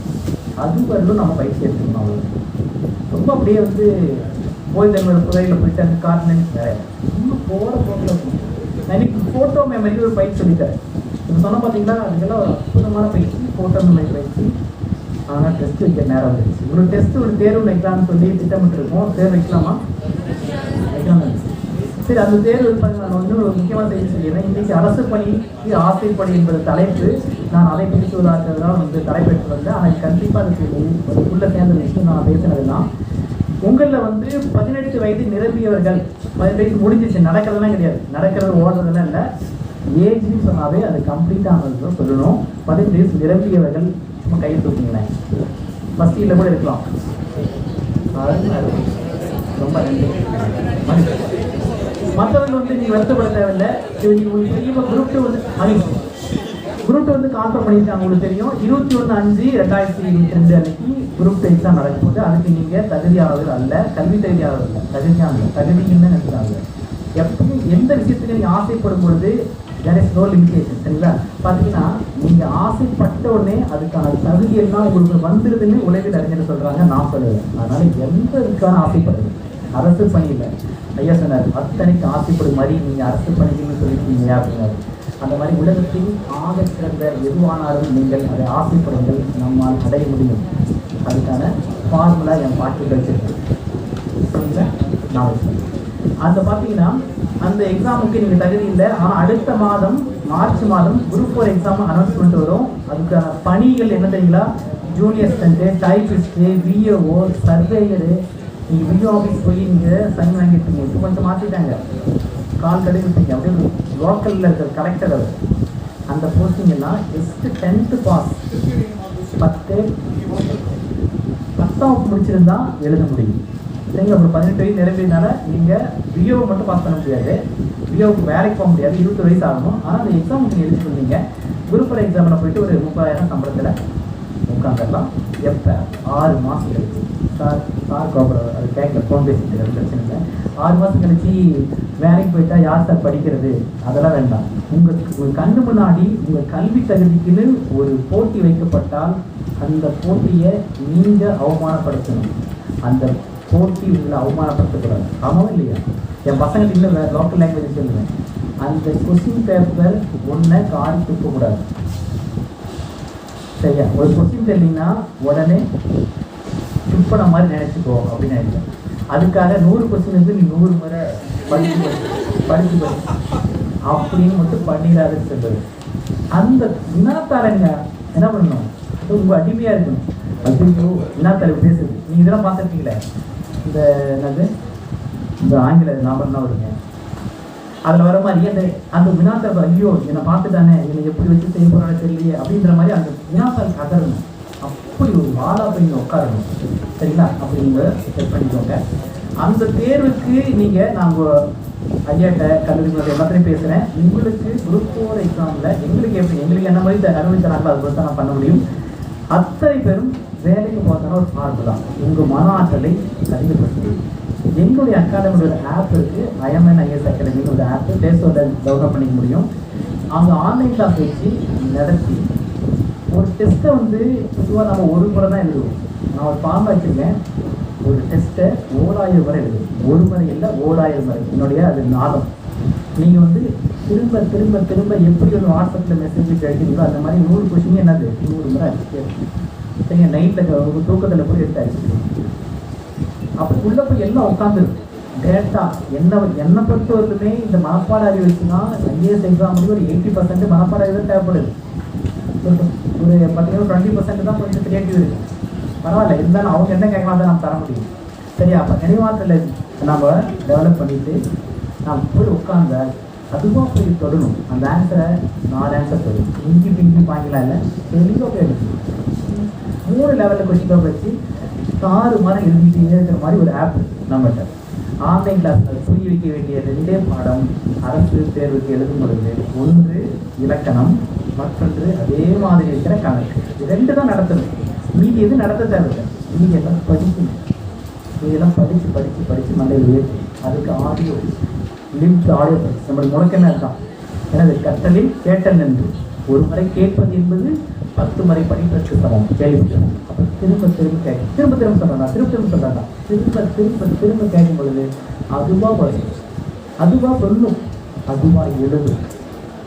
2025 மார்க்கு UPSC எக்ஸாமுடைய மதிப்பெண் ஒட்டுமொத்த டோட்டல் மார்க்கு 2025 மார்க்கு. நேஷனல் லெவலில் ஃபர்ஸ்ட் டைமோட மார்க் உங்களுக்கு தெரியுமா? ஒவ்வொரு ஆண்டு எடுத்து பாருங்க. 1000, 980, 1100. என்ன பர்சன்டேஜ் இது? 50%. ஆகச்சிறந்த பணியாக அரசு பணியாக சொல்லப்படுகிற IAS எக்ஸாமில் இந்திய அளவில் முதல் மாணவனாக தேர்ந்தெடுக்கப்படுகிறவருடைய மதிப்பெண் 50%. கல்லூரியில் 50% எடுத்தால் எவ்வளவு காலம்? 50%. எவ்வளோ பேசுகிறோம்? 50% எடுத்து வரலாம் இந்திய அளவில் முதல் IAS அதிகாரி. அப்போ என்ன? அப்போ அதை ஈஸியாக பாஸ் பண்ணுறதுக்கு ஒரு ஃபார்முலா என்ன? ஸ்கில். நம்ம ஸ்கில் தான் எழுதுகிற ஆர்ட். எல்லாத்தையும் போய் உள்ளே இறங்கிடும்.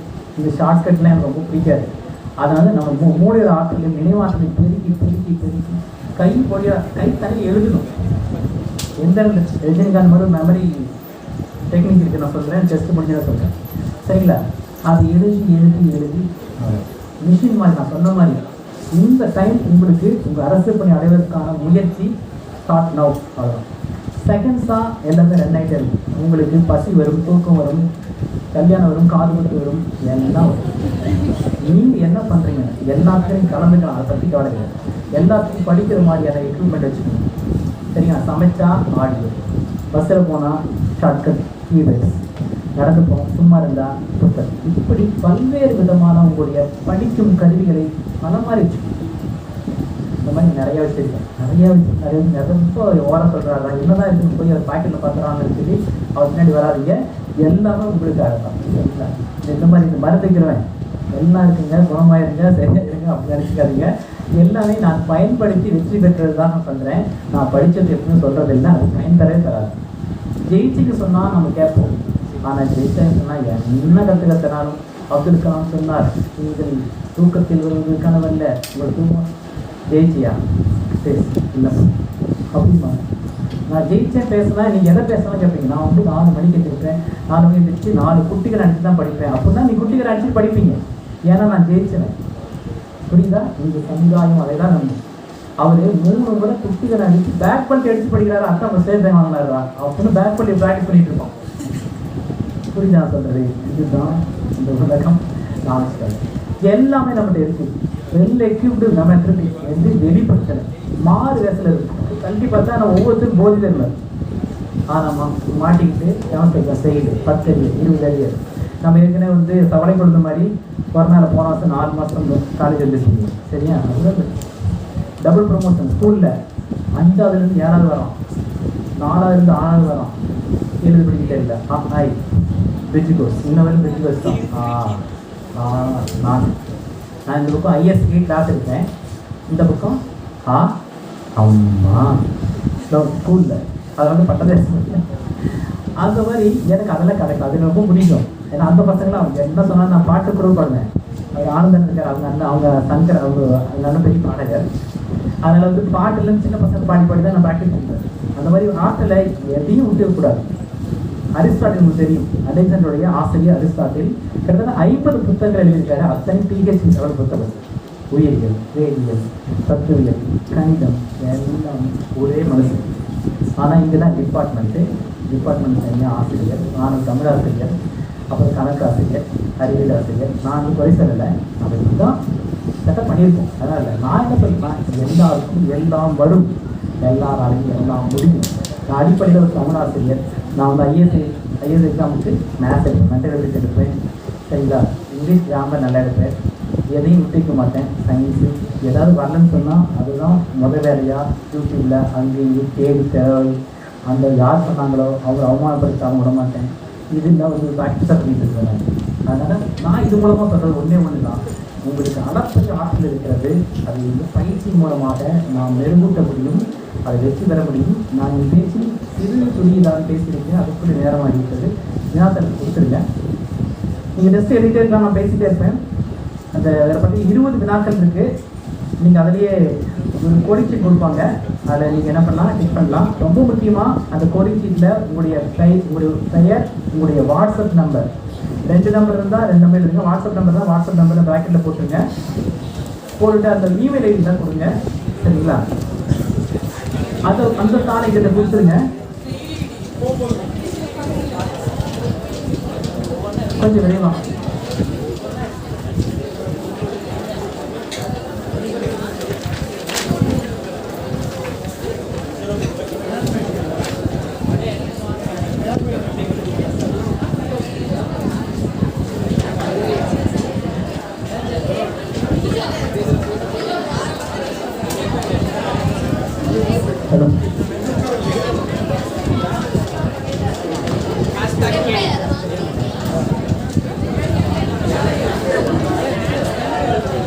உங்களுக்கு தெரியுது. நீங்க எழுதலாம்.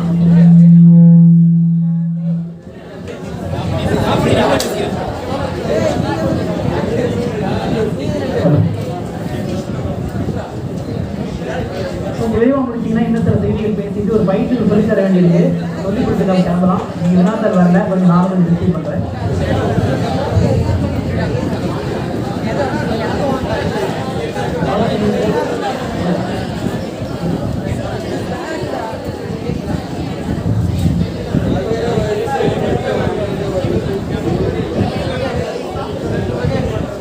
முதலுடைய பெயர் அதை கொஞ்சம் எழுதிருங்க விவரமா. பெயர், என்னுடைய என்ன படிக்கிறீங்க அப்படின்னு எழுதிருங்க. இமெயில் ஐடி, சரியான இமெயில் ஐடி எழுதிருங்க. ஆமாம், எல்லாம் எழுதுங்க, ஒன்றும் பிரச்சனை. வேற என்ன போதும், தமிழ் ஆங்கிலம் எதாவது நீங்கள் எழுதலாம், தப்பு கிடையாது. எழுதுங்க, இங்கிலீஷ்லேயே எழுதலாம். வேற எழுதிட்டு டெஸ்ட் எழுத ஆரம்பிக்கலாம். சீக்கிரம் முடிச்சிங்கன்னா இன்னும்